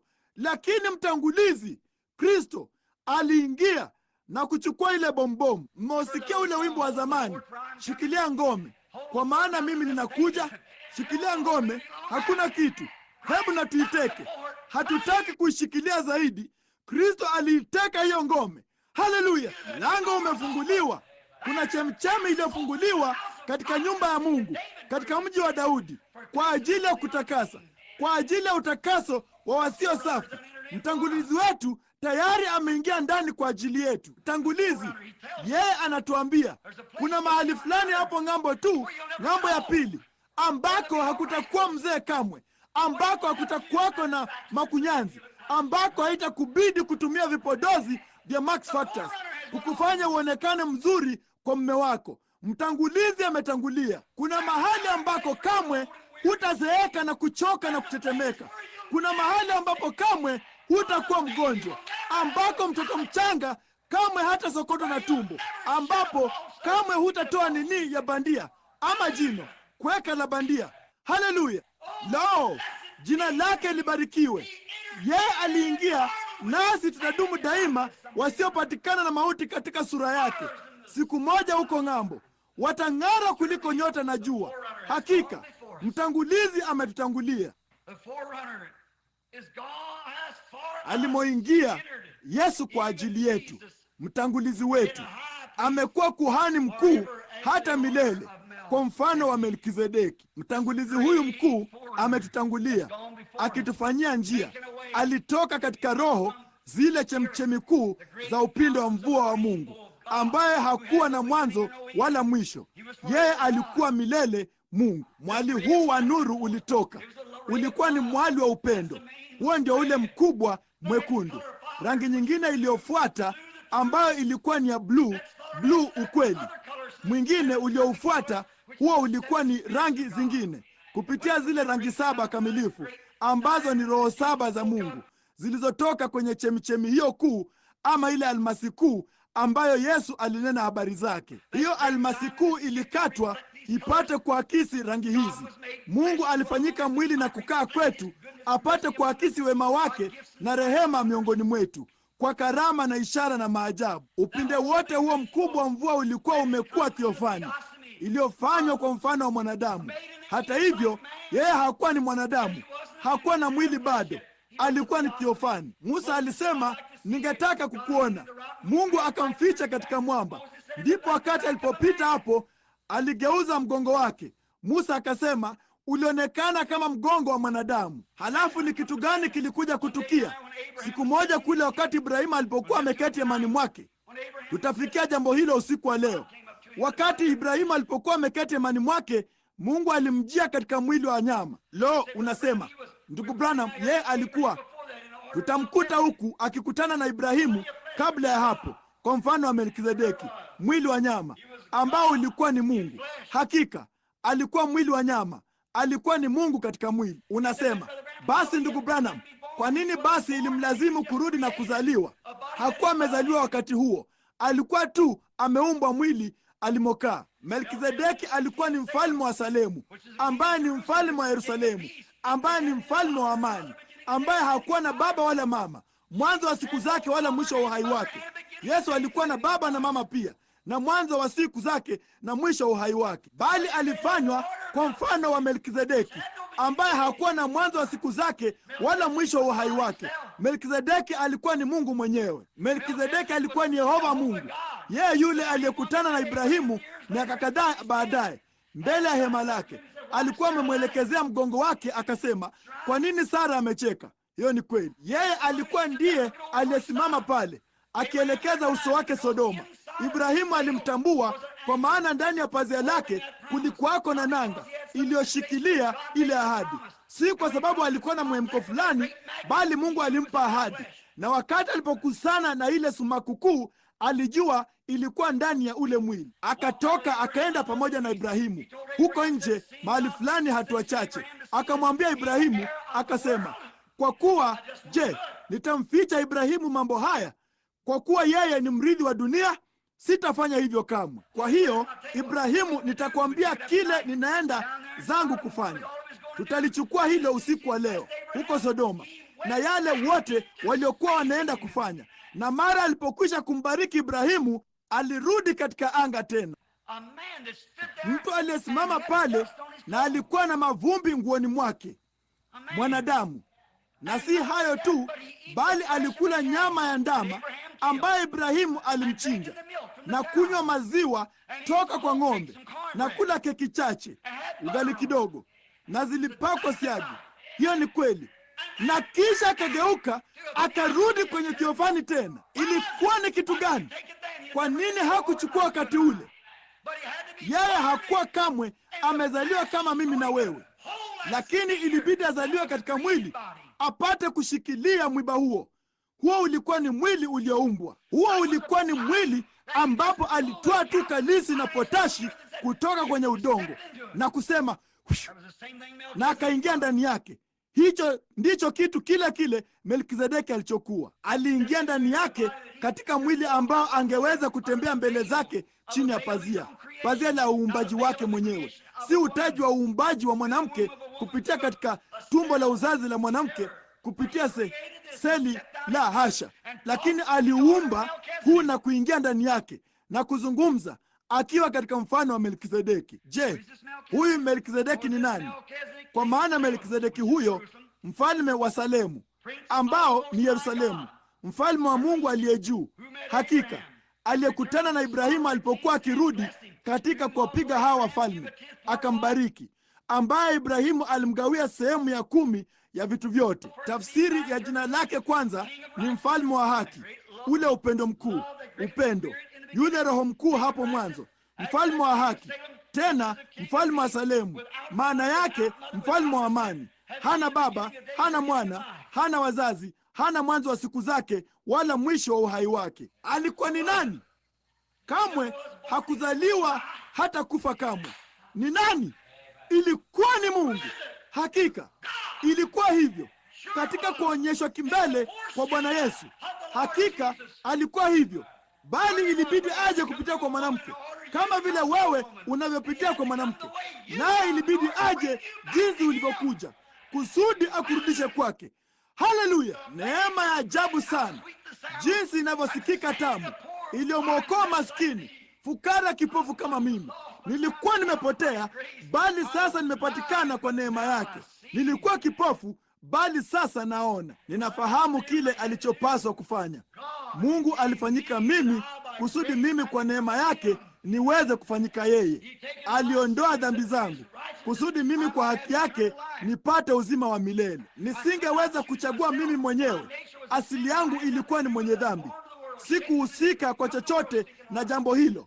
Nilizaliwa na binadamu, nikaumbika katika maovu, nikaja ulimwenguni nikisema uongo. Sina hata na uwezekano hata kidogo. Sina chochote, sina hata shauku. Mwambie nguruwe ni makosa kula takataka, sivyo? Uone atakusikiliza kiasi gani. Mwambie kunguru ni makosa kula mzoga uliokufa, na uone vile atakavyokuambia kama angeweza kuzungumza. Shika lako. Hakika lo, bali neema ya Mungu iliyobadilisha asili hii na kunipa mlango wa kupenda na kuwa na shauku na kuona kiu. Upendo wako wema ni bora kwangu kuliko uzima. Mungu, moyo wangu utakuonea shauku. Daudi alisema, kama vile ayala akioneavyo shauku kijito cha maji, vivyo hivyo nafsi yangu inakuonea kiu, Mungu. Mungu alimpa mwanadamu hiyo kiu, kumwabudu, kumpenda, kumtafuta. Lakini mwanadamu anaipotosha kwa ombi la Ibilisi, naye anaenda na kuwatamani wanawake na anasa na mambo ya dunia, akijaribu kuridhisha uumbaji huo mtakatifu ambao Mungu ameweka humo ndani. Kumpenda yeye anaweka juu ya mambo ya ulimwengu. Lakini ndugu, mara mtu anapobadilishwa na hiyo chemchemi iliyo na vifurukutamikia ndani yake, kila namna ya machafuko ya birika hilo imesafishwa na bakteria wameondolewa, na maji masafi ya Mungu yametiwa mle ndani. Dhambi haiwezi kamwe kuyagusa. Amina. Lo, jinsi ninavyompenda! jinsi ninavyomwabudu, uzima wangu, mwanga wangu wa jua, yote katika yote kwangu. Huyo muumbaji mkuu alifanyika mwokozi wangu, na utimilifu wote wa Mungu unakaa ndani yake. Alishuka kutoka utukufuni mwake. Ndiyo hadithi iishiyo daima. Mungu wangu na mwokozi wangu alikuja, na Yesu lilikuwa ndilo jina lake. Alizaliwa horini, kwa walio wake akawa mgeni. Mungu wa huzuni, machozi na uchungu mkali. Lo, jinsi ninavyompenda, jinsi ninavyomsujudu! Pumzi yangu, mwanga wangu wa jua, yote kwa yote kwangu. Mungu aliwezaje kufanya jambo hilo? Mwanadamu amejaribu kuuandika huo. Mmoja alisema, kama tungaliijaza bahari kwa wino, na kila shina duniani lingalikuwa ni kalamu, na mbingu zote zimetengenezwa kwa karatasi, na kila mtu awe kazi yake ni mwandishi, kuandika upendo wa Mungu aliye juu, jinsi huyo Mungu mkuu wa mbinguni alivyofanyika mwili na akazichukua dhambi zangu. Kuuandika upendo wa Mungu aliye juu kungeikausha bahari yote, ama ingawa gombo hilo lingechukua nafasi yote, hata kama limetandazwa kutoka mbingu hadi mbingu, na kuwafanyia warithi wa wokovu huu tumaini la hakika. Yeye aliapa kwa nafsi yake ya kwamba angetufufua katika siku za mwisho, atupe uzima wa milele, wala hakuna mtu anayeweza kuwatoa mkononi mwangu. Amina. Na tuombe. Je, wewe una hatia ya kudharau upendo wake?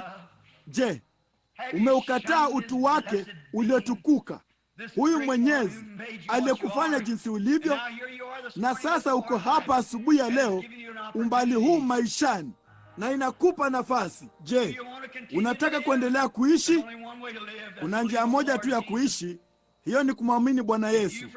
Kama wewe kutoka moyoni mwako unaamini ya kwamba yeye ni mwana wa Mungu, na unamkubali kama mwokozi wako, na unaamini ya kwamba Mungu alimfufua upate kuhesabiwa haki, kama unataka kukubali jambo hilo kwa msingi huo, jambo hilo ni lako sasa. Ungeweza kuinua mkono wako? Mtu yule ambaye hajatubu, ambaye angetaka kutubu asubuhi ya leo, aseme, nikumbuke ndugu mhubiri, unapoingia katika maombi. Mimi pia nimeshindwa, nimejiunga na kanisa, lakini najua kamwe sijawahi kuwa na hayo unanena habari zake. Sijawahi kuzaliwa kwa roho huyo, ndugu Branham. Sina tu huyo, hivyo tu. Ninataka uniombee ya kwamba Mungu atanipa hilo asubuhi ya leo. Mungu akubariki Bwana. Je, ungekuwako na mwingine aseme, Mungu, nifanye jinsi unavyotaka mimi niwe.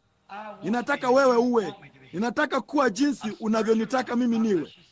Nimepuuza upendo wako. Mungu akubariki mwanangu. Hebu kidogo tu sasa. If we within the ocean fill and work the sky apart made, where every star on earth a quill, and every man a scribe by trade, to write the love of God above, would drain the ocean dry, or could the scroll contain the whole, though stretched from sky to sky? Oh, love of God, how rich and pure, how fathomless and strong, it shall forever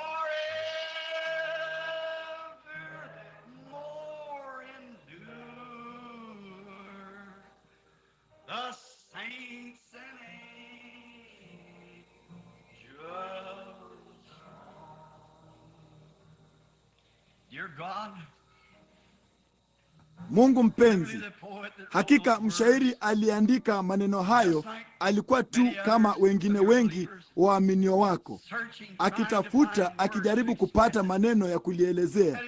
Na imeandikwa katika Biblia zaidi kwa sababu mhubiri alikuwa na hekima, alichunguza na kuweka maneno mengi katika utaratibu. Lo, jinsi tungependa kuwa na lugha na msamiati ambao tungeweza kuwaelezea watu kwamba ni kitu gani hasa, bali hayangeweza kupatikana katika midomo ya mwanadamu.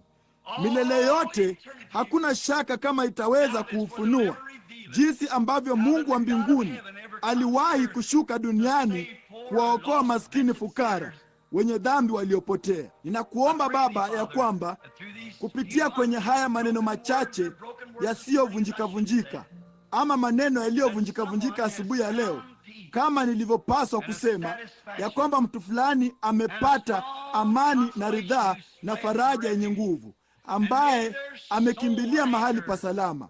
Najalia nafsi yao itie nanga kwenye hiyo ahadi ambayo Mungu aliapia ya kwamba angewafufua katika siku ya mwisho. Mikono kadhaa iliinuliwa hapa jengoni, papa hapa katika maskani hii. Mungu, wape hilo tumaini imara sasa hivi. Jalia watie nanga kwenye mwamba wenye imara. Haidhuru bahari itapiga mawimbi jinsi gani na ya jahazi yao ya rukeruke jinsi gani, wao wanananga ahadi ya Mungu. Hapo wao wanashikilia. Mungu alinena hilo, hawezi kusema uongo. Yeye asikiaye maneno yangu ambalo nimejaribu kuhubiri asubuhi ya leo na kumwamini yeye aliyenipeleka, Yehova, yuna uzima wa milele, wala hataingia hukumuni, bali amepita toka mautini kuingia uzimani. Ewe wa milele, wabariki hao leo. Najalia kila mtu hapa ndani asiye chini ya damu hiyo, nafsi yao haijawahi kuongoka. Jalia itukie sasa hivi Bwana. Fanya muujiza.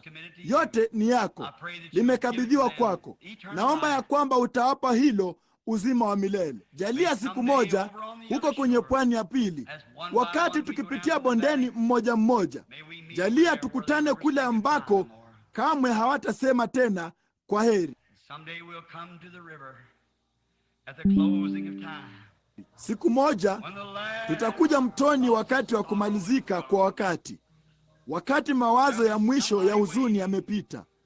Kutakuwako na mtu fulani akingojea, ambaye atatuonyesha njia. Haitanibidi kuvuka Yordani peke yangu.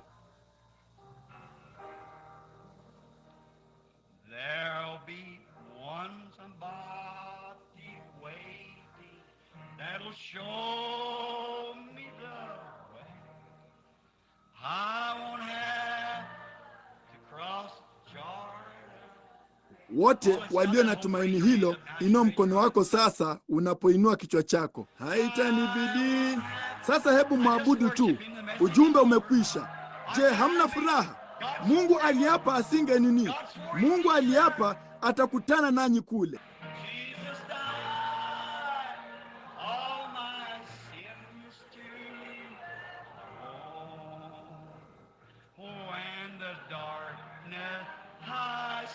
Unasemaje? Mwiba umeondoka.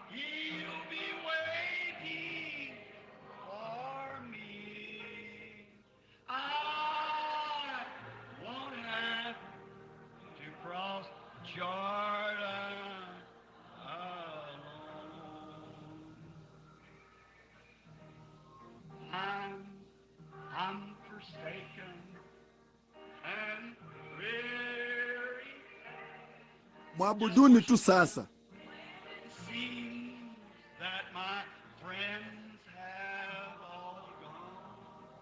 Je, ulipata kufikia mahali hapo?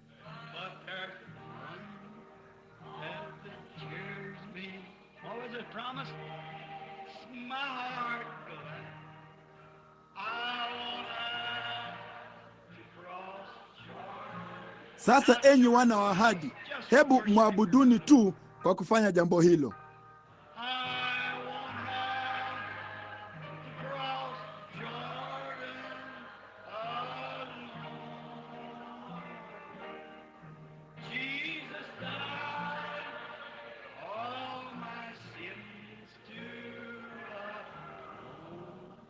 What happens now?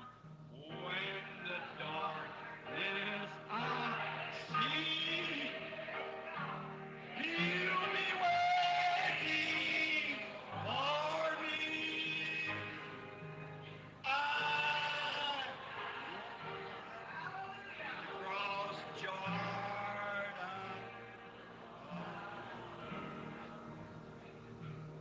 Nitakapofika mtoni, kila mmoja wenu anakuja. Kuna kivuli kikubwa cheusi kilicho pale mbele yenu, ni mlango mkubwa, unaingia humo ndani. Moja ya siku hizi, labda kabla siku haijaisha, labda kabla kanisa halijafungwa asubuhi ya leo, unaingia humo. Kila mara moyo huo unapopiga, wewe uko hatua moja karibu zaidi. But when the darkness I see, He'll be waiting there. Lakini Daddy, when He's for nitakapoona lile giza, yeye atakuwa akingoja pale. Alisema ataningojea, aliapa ataningojea. Basi haitanibidi kuvuka Yordani peke yangu. Oh, blessed Lord, our hearts are full this morning to the running over. Bwana mbarikiwa, mioyo yetu imejaa asubuhi ya leo hata kufurika, kuwazia juu ya wakati pigo la moyo linapokoma na nesi anasukumiza foronya kichwani mwako, na mikono yako huwezi kusogea tena. Mikono yako imekuwa barafu. Watoto wako, mama yako, wapendo wako wanaomboleza na kulia. Ule mlango mkubwa unafunguka huko ng'ambo, yeye atakuwa akingoja. Daudi alisema, kama nikifanya kitanda changu katika kuzimu, yeye atakuwa huko. Haitanibidi kuuvuka peke yangu. Wakati manyunyu ya mto yatakapoanza kurukia usoni mwetu, Mungu atachukua mashua okozi atuongoze moja kwa moja tuuvuke. Aliahidi atafanya hivyo. Nabii Daudi alisema, naam, nijapopita kati ya bonde la uvuli wa mauti, sitaogopa maovu. Wewe u pamoja nami, fimbo yako na gongo lako vyanifariji. Bwana, tuna furaha sana leo ya kwamba tulihesabiwa warithi wa ile ahadi. Leo tuna uzima wa milele ndani yetu, kwa maana tunampenda Bwana Yesu na tumemwamini na tumelikubali neno lake na mafundisho yake. Naye alitupa kama muhuri wa imani yetu Roho Mtakatifu, muhuri wa Roho Mtakatifu. Imani yetu ndani yetu imetiwa nanga, na ingawa mara nyingi tunatembea kupitia kwenye vivuli vyeusi, mara nyingi tunajikwaa barabarani, lakini nanga yetu ingali bado inashikilia. Kuna kitu fulani ndani yake huko ng'ambo ya mbali kinachoonekana kikiongoza, kikisema songa mbele. Tunasonga mbele. Mungu tubariki, tunakuhitaji. Tudumishe kuwa waaminifu na wakweli mpaka wakati utakapokuja kutuchukua. Tutakushukuru katika nyakati zote zisizo na mwisho, na siku ile wakati tutakaposimama duniani, miguu yake mitakatifu haijawahi kukanyaga duniani bado. Yule pale amesimama pale hewani, na watakatifu na waliokombolewa kutoka katika nyakati zote, kupitia katika kila zamu, ya kwanza, ya pili, ya tatu, ya nne, ya tano, ya sita na ya saba, wote watasimama pale wamevikwa haki yake. Tutamvika taji mfalme wa wafalme na Bwana wa mabwana, na kuimba zile hadithi za ukombozi. Maskini mioyo yetu itatetemeka tutakapomtazama yeye aliyetupenda na akajitoa kwa ajili yetu tulipokuwa tusiopendeka na wenye dhambi. Kristo alikufa kusudi tupate kuokolewa. Tunakushukuru kwa ajili ya jambo hilo, Baba, katika jina la Kristo. Amina.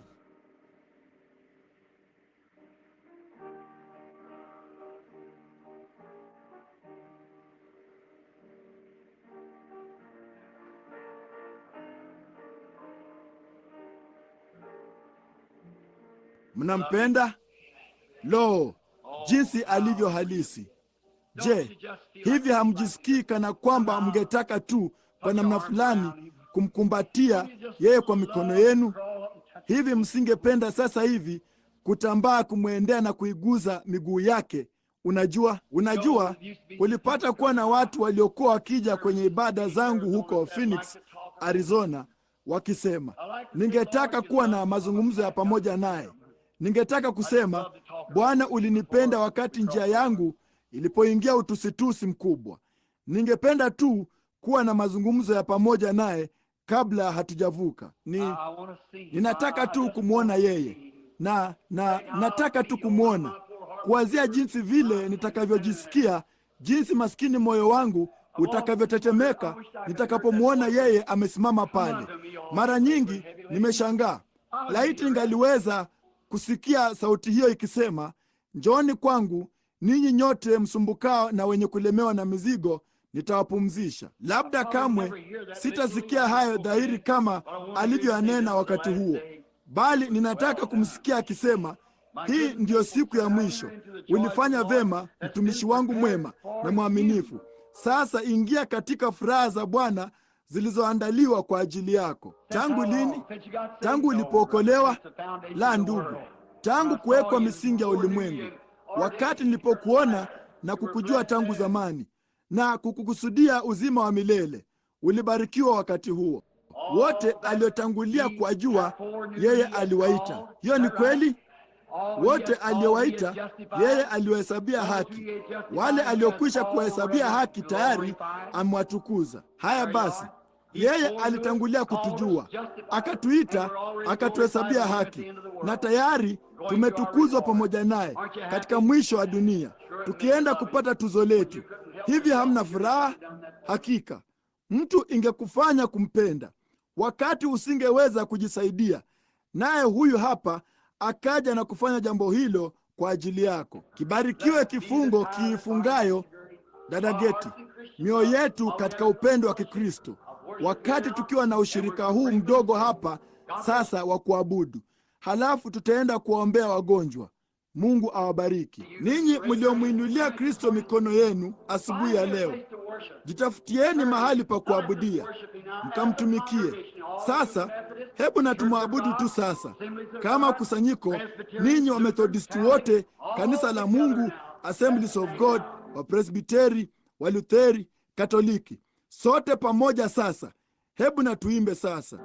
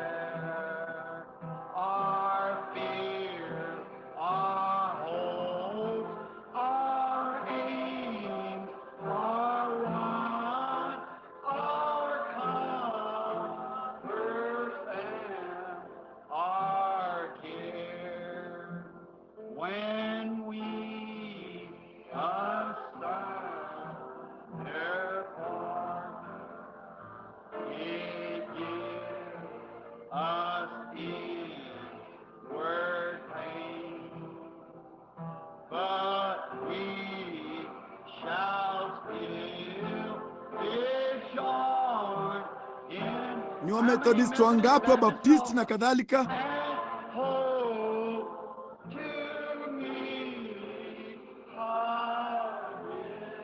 Je, hilo haliwafurahishi? Hebu na tugeuke na kupeana mikono sisi kwa sisi sasa, wakati tukiuimba huo tena. Mbele, peaneni mikono na mtu wa nyuma yako, mbele yako, pande zote mbili.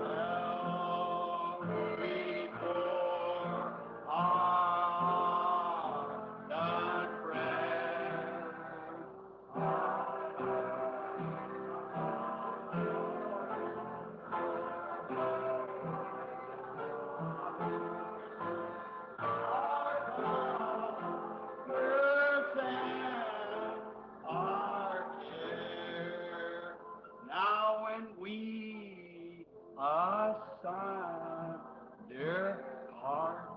Tunapendana sisi kwa sisi. Hilo linatupa. Mngetaka sana kama ibada ingaliendelea. Unaona, hivyo ndivyo tunavyofikiri.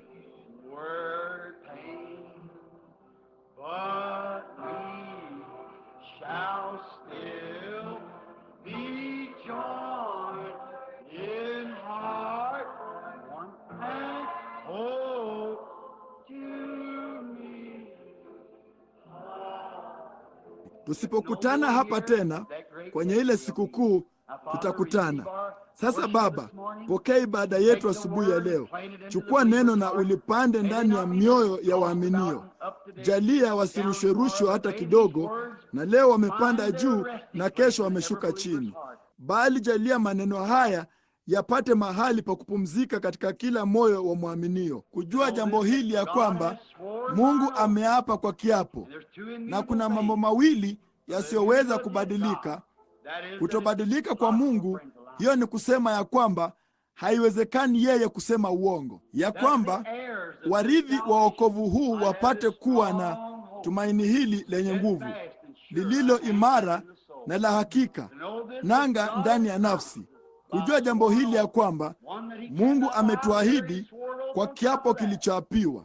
Jambo moja ni kwamba yeye hawezi kusema uongo.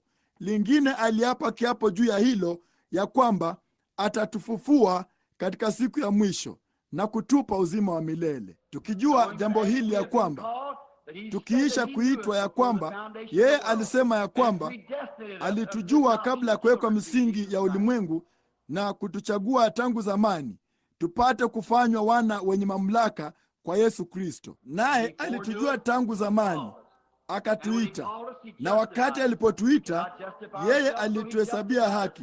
Hatuwezi wenyewe kujihesabia haki. Kwa hiyo yeye alituhesabia haki kwa mauti ya mwanawe mwenyewe. Hao aliohesabia haki tayari amewatukuza.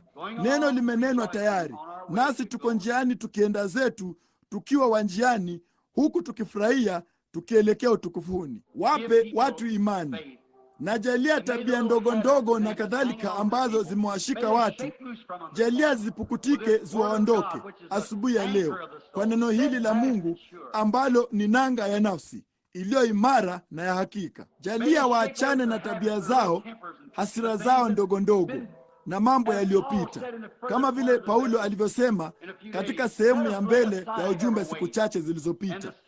Na tuweke kando kila mzigo mzito na dhambi ile ituzingayo kwa upesi, tupate kupiga mbio kwa saburi katika yale mashindano yaliyowekwa mbele yetu, tukimtazama mwenye kuanzisha na mwenye kutimiza imani yetu, Yesu Kristo, ambaye alijaribiwa kwa kila hali kama tunavyojaribiwa, bali bila ya kutenda dhambi. Yeye aliruhusiwa kujaribiwa, bali hakuanguka majaribuni.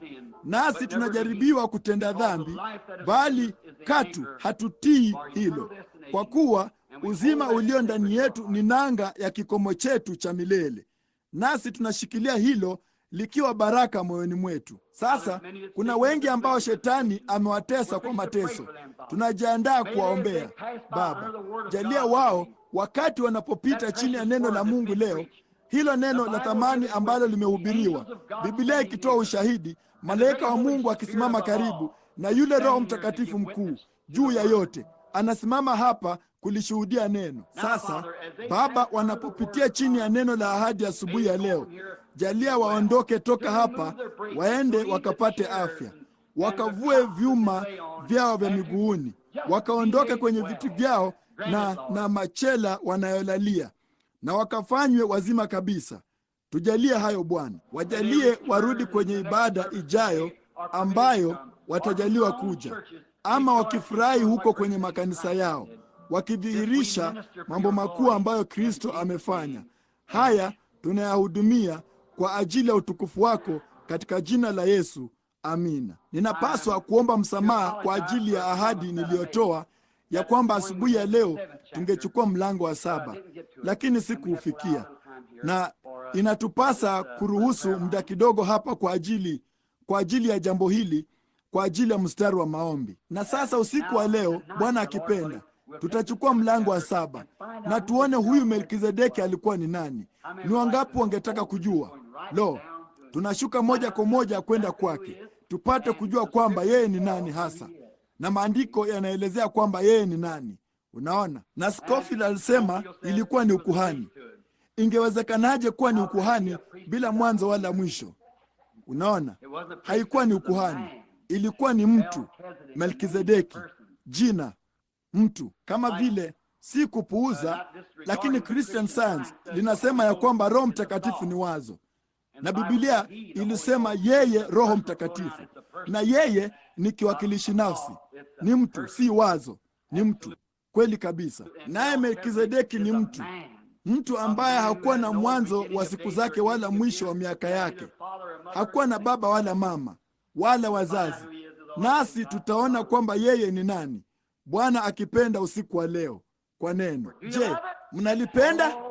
Lo, neno lako ni taa katika njia yangu na miguu yangu.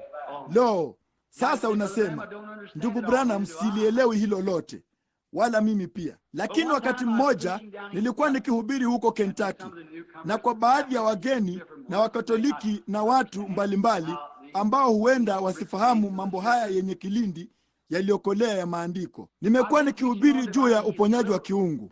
Maskini msichana mdogo asiye na viatu akaletwa. Hakuwa na umri wa miaka 15. Alikuwa na mtoto mchanga, naye alikuwa na ugonjwa wa kutetemeka mwili. Nikasema, mtoto wako ana shida gani dada? Akasema, yeye ana mishtuko. Hakujua la kusema, kutetemeka mwili. Hakujua jina la huo. Maskini msichana huyo labda hajawahi kuvaa jozi ya viatu maishani mwake, kipenzi cha mwanamume fulani, nywele ndefu zikining'inia chini. Nikasema, je, unaamini? Ndipo hayo macho madogo ya kijivu ya feleji yakaniangalia. Akasema, ndiyo Bwana, hakika ninaamini. Nikamchukua maskini mtoto huyo mchanga, na wakati nilipokuwa nikimwombea aliacha kutetemeka. Ndipo akatoka. Kesho yake nilikuwa nikiwinda kindi upande wa pili wa mteremko wa mlima. Nikawasikia watu wameketi kule wakizungumza, huo msumeno wa tangu na tangu ukivuma, nami nikanyemelea kwenda kule waliokuwa. Nilikuwa katika kuwinda kindi. Walikuwa wakizungumza habari zangu, wameketi pale wakitafuna tumbaku na kutema mate, matawi ya kipepea namna hiyo. Nao walikuwa wakizungumza kuhusu mkutano wa usiku uliopita. Mmoja wao akasema, nilimwona huyo mtoto mchanga, nilipitia karibu na pale asubuhi ya leo, angali hatetemeki asubuhi ya leo. Unaona, wakasema lile lilikuwa ni jambo halisi, naye alikuwa akitema mate, nao walikuwa wameegemeza bunduki kwenye mti. Kwa hiyo nikawazia, bora nijitambulishe. Mwajua, walikuwa na uhasama kule pia. Kwa hiyo nikaenda pale nikasema, habari za asubuhi ndugu zangu. Yule jamaa mkubwa mno alionekana kana kwamba anazungumza. Alikuwa anatafuna tumbaku mdomoni mwake namna hiyo, huku chini upande mmoja namna hiyo, mwenye shingo kubwa ndefu, naye alikuwa amevaa kofia kubwa mno iliyochakaa imevutwa chini kwenye uso wake. Aliangalia kule niliko, akaniona, akanyosha mkono na kuishika hiyo kofia, akaivua upesi, akaimeza hiyo tumbaku ya kutafuna. Kasema, habari za asubuhi mchungaji. Unaona? Naam bwana, heshima. Na hiyo ni kweli, jinsi alivyostahimili jambo hilo sijui, bali aliimeza. Kwa hiyo usiku uliofuata nilipokuwa nikirudi, kulikuwako na mtu pale aliyetaka kubishana na mimi kidogo. Alihudhuria kanisa ambalo haliamini uponyaji wa kiungu. Basi hili lilikuwa ni kanisa la Kimethodisti, White Hill, Kentucky. Kwa hiyo akaenda kunini. Alikuwa amesimama nje, alikuwa na taa ya kandili mkononi mwake. Basi akasema, ninataka kusema jambo fulani mhubiri. Siwezi kabisa kukubali jambo hilo, maana siwezi kuliona. Nikasema, huwezi kuliona? Akasema, la. Kasema, mimi mwenyewe ni mgonjwa, lakini kasema, siwezi kuliona kabisa. Nikasema, unaishi wapi? Akasema, huko mbali kwenye Big Renox. Nikasema, vema, utafikaje nyumbani? Akasema, vema, nitaenda nyumbani kwa miguu. Nikasema, je, unaweza kuona nyumba yako? Akasema, la bwana. Nikasema, kuna giza sana usiku wa leo, kuna mawingu. Akasema, ndio. Nikasema, utakwendaje nyumbani? Akasema, kwa taa hii. Nikasema, hiyo kandili haiangazi kote njia nzima mpaka nyumbani. Nikasema, utaendaje? Akasema, lo, ninatembea kwa taa hii. Nikasema, sawa basi, una nuru ya taa sasa, na kila mara unapopiga hatua upande huu, nuru hiyo itaendelea kumulika mbele yako. Kama ukiendelea tu kutembea, nuru hiyo itaendelea kwenda pamoja nao. Nawe fanya hivyo asubuhi ya leo, ukimtaka Kristo, yule kuhani mkuu, mwombezi wa maradhi yako ama magonjwa yako ama nafsi yako. Huenda usifahamu jambo hilo, hatulifahamu, bali tumeamriwa kutembea katika nuru kama vile yeye alivyo katika nuru. Unapiga hatua moja katika nuru, na unapokuwa na hiyo nuru, nuru hiyo itaangaza hadi siku ile kamilifu, itamulika njia mbele zako. Nasi tutatembea kwenye barabara hii kuu, nikitangaza kokote niendako, afadhali niwe Mkristo wa mtindo wa kale, Bwana, kuliko chochote nijuacho. Umepata kusikia wimbo huo wa kale? Hakuna kitu kizuri kama Mkristo wa mtindo wa kale, kuonyesha upendo wa Kikristo. Tunatembea kwenye ile barabara kuu ya kale na kutangaza mahali pote twendako, afadhali niwe Mkristo wa mtindo wa kale, Bwana, kuliko chochote nijuacho. Ninapenda tu kuwa hivyo. Vema, sasa tutawaombea wagonjwa. Sisi hatudai ya kwamba tunaweza kuwaponya wagonjwa. Kama tungedai hivyo, tungekuwa tukisema uongo. Kila mtu aliye mgonjwa hapa ndani ameponywa tayari. Hivyo ndivyo maandiko yalivyosema, kwa mapigo yake tuliponywa. Hiyo ni kweli. Kila mwenye dhambi aliyepo hapa ndani, labda kungekwako na mmoja, umeokolewa tangu Yesu alipokufa, lakini kamwe usife hapa ambapo nafasi yako iliwekwa mbele zako, kuingia katika uwepo wake kisha kujaribu kuukubali. Hilo limefanywa kwa ajili ya wakati huu. Sasa hivi unapaswa kuukubali. Kama ukivuka damu, basi wewe si kitu, ila tayari umehukumiwa, kwa kuwa unahukumiwa kwa vile ulivyoutendea upatanisho wa Bwana Yesu Kristo. Unaona, wewe unajihukumu pale. Kwa hiyo alijeruhiwa kwa makosa yetu, na kwa mapigo yake sisi tumeponywa. Kwa hiyo hakuna kitu ningekuwa nacho cha kukuponya wewe. Hakuna kitu kanisa lingekuwa nacho cha kukuponya. Kitu pekee tunachoweza kukuombea ni hiki, ya kwamba imani yako haitashindwa, ya kwamba utakuja madhabahuni asubuhi ya leo na kumkubali Kristo kama mponya wako, kama ulivyofanya kuwa mwokozi wako. Na bila ya nini yoyote, Mungu hufanya miujiza. Yeye huonyesha ishara kuu. Vipofu, viziwi, bubu, kila kitu wanaponywa papa hapa maskanini. Lakini kama wanaponywa ama hawaponywi, tunakubali jambo hilo. Hata hivyo, mara nyingi vitu hivyo ni kwa maono. Ni wangapi waliokuwapo hapa yapata Jumapili 3 zilizopita ama 4, wakati mtu yule alipoingia hapa akiwa kipofu na amepooza, ama ameketi kwenye kiti akiwa ni mwenda wazimu? Na kabla sijaondoka nyumbani, nilimuona katika ono ya kwamba kutakuwako na mtu kule mwenye nywele nyeusi zimeanza kuwa na mvi. Mke wake ni mwanamke mwenye umbo zuri, mwenye umri wa karibu miaka 60. Atakuja na atakuwa akilia, naye ataniomba na nirudi nikamwombee mumewe. Huyo mumewe aliketi pale pale. Ndipo nikaja nikawaambia baadhi ya ndugu zangu hapa, angalieni jambo hili. Na wakati tuliposhuka kwenda madhabahuni, wengine walikuwa wameomba. Nilipoenda kuomba, nilienda zangu moja kwa moja na kurudi hapa.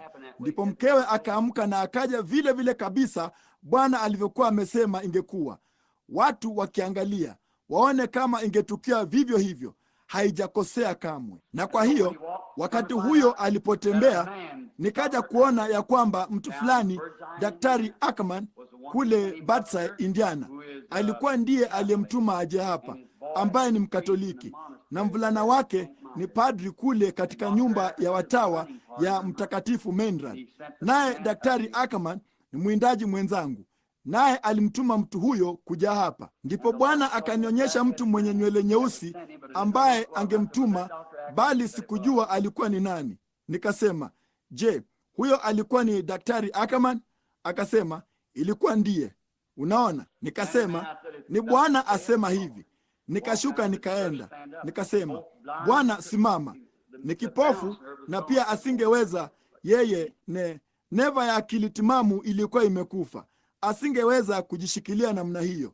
Unaona? Amekuwa hivyo kwa miaka mingi.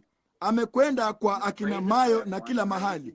Ndipo nikamwombea ombi tu na nikamwinua. Huyo hapo akaenda, akishuka kwenda zake. Kwanza akasema, siwezi kukuona. Kisha akapiga makelele, ndiyo, ninaweza. Macho yake yakafunguka pale. Alikuwa ni Morthodoksi, mke wake ni Mpresbiteri. Watu wengine wanafikiria kwamba Mpresbiteri hapazi sauti kwa nguvu na Morthodoksi. Laiti ungaliwasikia. Ni kweli, walikuwa wakipiga makelele na kukumbatiana. Akarudi na kuchukua kiti chake chenye magurudumu na akapanda, akitoka na kushuka kwenye vipandio kama vile mtu mwingine yeyote angeweza kuona na kuongea na kadhalika. Nilipata barua kutoka kwake, ama nilimpigia hivi majuzi. Ninaamini ndugu Cox alienda kwake. Kasema macho yake yalikuwa na mwasho mkali. Hakika ni ile neva za macho zinaota na kupata uhai, unajua, na kuchukua mahali pake. Laana iliondolewa. Kama utaachilia maumbile yafanye yatakavyo, kama hakuna kitu kinachoyazuia maumbile, basi yatafanya yapendavyo. Kama una bendeji mkononi mwako likizuia mzunguko wa damu, mkono wako hatimaye utakufa. Sasa kwa sababu kimaumbile utakuwa sawa kama utauachilia tu, lakini kitu fulani kimeakatiza maumbile. Basi kama huwezi kuona jambo hilo, hakuna njia kwa daktari kulipata. Kuna vitu viwili tu anavyoweza kutenda kazi navyo, kile anachoweza kuona na kile anachoweza kuhisi. Hiyo ndiyo njia pekee anayoweza kutenda kazi nayo, kile anachoona na kile anachohisi. Kama hawezi kukiona, basi hakina budi kuwa ni cha kiroho. Ndipo kuna nini? Jambo pekee liwezalo, jambo moja linaloweza kutendeka. Tunaomba, Kristo anaondoa laana hiyo, anamtoa Ibilisi, na huo unaanza kuwa wa kawaida, kupona. Anakuwa mzima, na ni hayo tu. Katika jina langu watatoa pepo. Hiyo ni kweli, ni ahadi waliopewa kanisa, ni ahadi ya nguvu. Ati nini? Huo ni uwepo wake pamoja nasi. Sasa kile kinachotufanya tusikamilike asubuhi ya leo kufanya mambo hayo kama tu yeye alivyofanya, ni kwa sababu tungali tuko katika pazia, unaona. Lakini tunahisi fulani pale inayotuambia lo, ndiyo, unaona. Na wakati unapokubali uponyaji wako, haidhuru pazia linasema nini, ni kile neno lilichosema, unaona. Naam, ndio hayo. Na neno daima lina mamlaka juu ya chochote, neno la Mungu la milele. Mwangalie Sara, tumbo lake la uzazi limekufa, umri wa miaka 90. Aliishi na mumewe tangu alipokuwa na umri wa miaka kama 16 ama 17. Hawana watoto. Ibrahimu 100. Mungu aligeuka moja kwa moja na akawapa mtoto, unaona, kwa sababu waliamini. Waliviita vitu hivyo ambavyo havikuwa kana kwamba vilikuwapo. Ingia kwa jinsi hiyo asubuhi ya leo, rafiki, na usiku wa leo tunatarajia, kama ninyi nyote mnatutembelea, tunafuraha kuwa pamoja nanyi asubuhi ya leo, na Mungu awe pamoja nanyi. Na kama uko humu mjini jioni ya leo, tungefurahi kuwa pamoja nawe jioni hii ya leo kwenye ibada hii iliyosalia ya Melkizedeki. Na tena, kama hutakuwapo na una kanisa lako mwenyewe, nenda kwenye kanisa lako. Hilo ndilo jukumu lako mwenyewe. Kama wewe ni mfuasi wa kanisa, nenda kule. Hii ni maskani ndogo tu ambapo tunakusanyika hapa ndani na kufanya ushirika sisi kwa sisi. Sasa Bwana awabariki. Naye dada Geti atatupigia wimbo, ni tabibu wa karibu. Na kuna yeyote hapa wa kuombewa, inua mkono wako. Wale wanaotaka kuja kwenye mstari wa maombi, kuweka imani yako kwa Kristo. Vema, kama mtafanya mstari upande huu wa kanisa mkiweza, na kama watasogeza viti chini kidogo tu, ndugu, tafadhali, ili kwamba tupate nafasi kidogo mle ndani na tunaweza kuwapitisha watu. Njoni upande huu, nasi tutaomba sasa wakati tunapoimba. Nami nitawaomba wazee wa kanisa hapa, wa madhehebu yoyote ama kanisa, haidhuru ni lipi, kama mnaamini katika uponyaji wa kiungu, je, mngeweza kusimama pamoja nami hapa jukwani kuwaombea wagonjwa? Tutafurahi kuwa pamoja nanyi. Madhehebu yoyote ama bila madhehebu ama chochote ulicho, tutafurahi kuwa pamoja nawe. Tafadhali njoni tu sasa kwa ajili ya maombi. Njoni hapa na msimame pamoja nami. Ndugu Nevo, naomba uje na mafuta.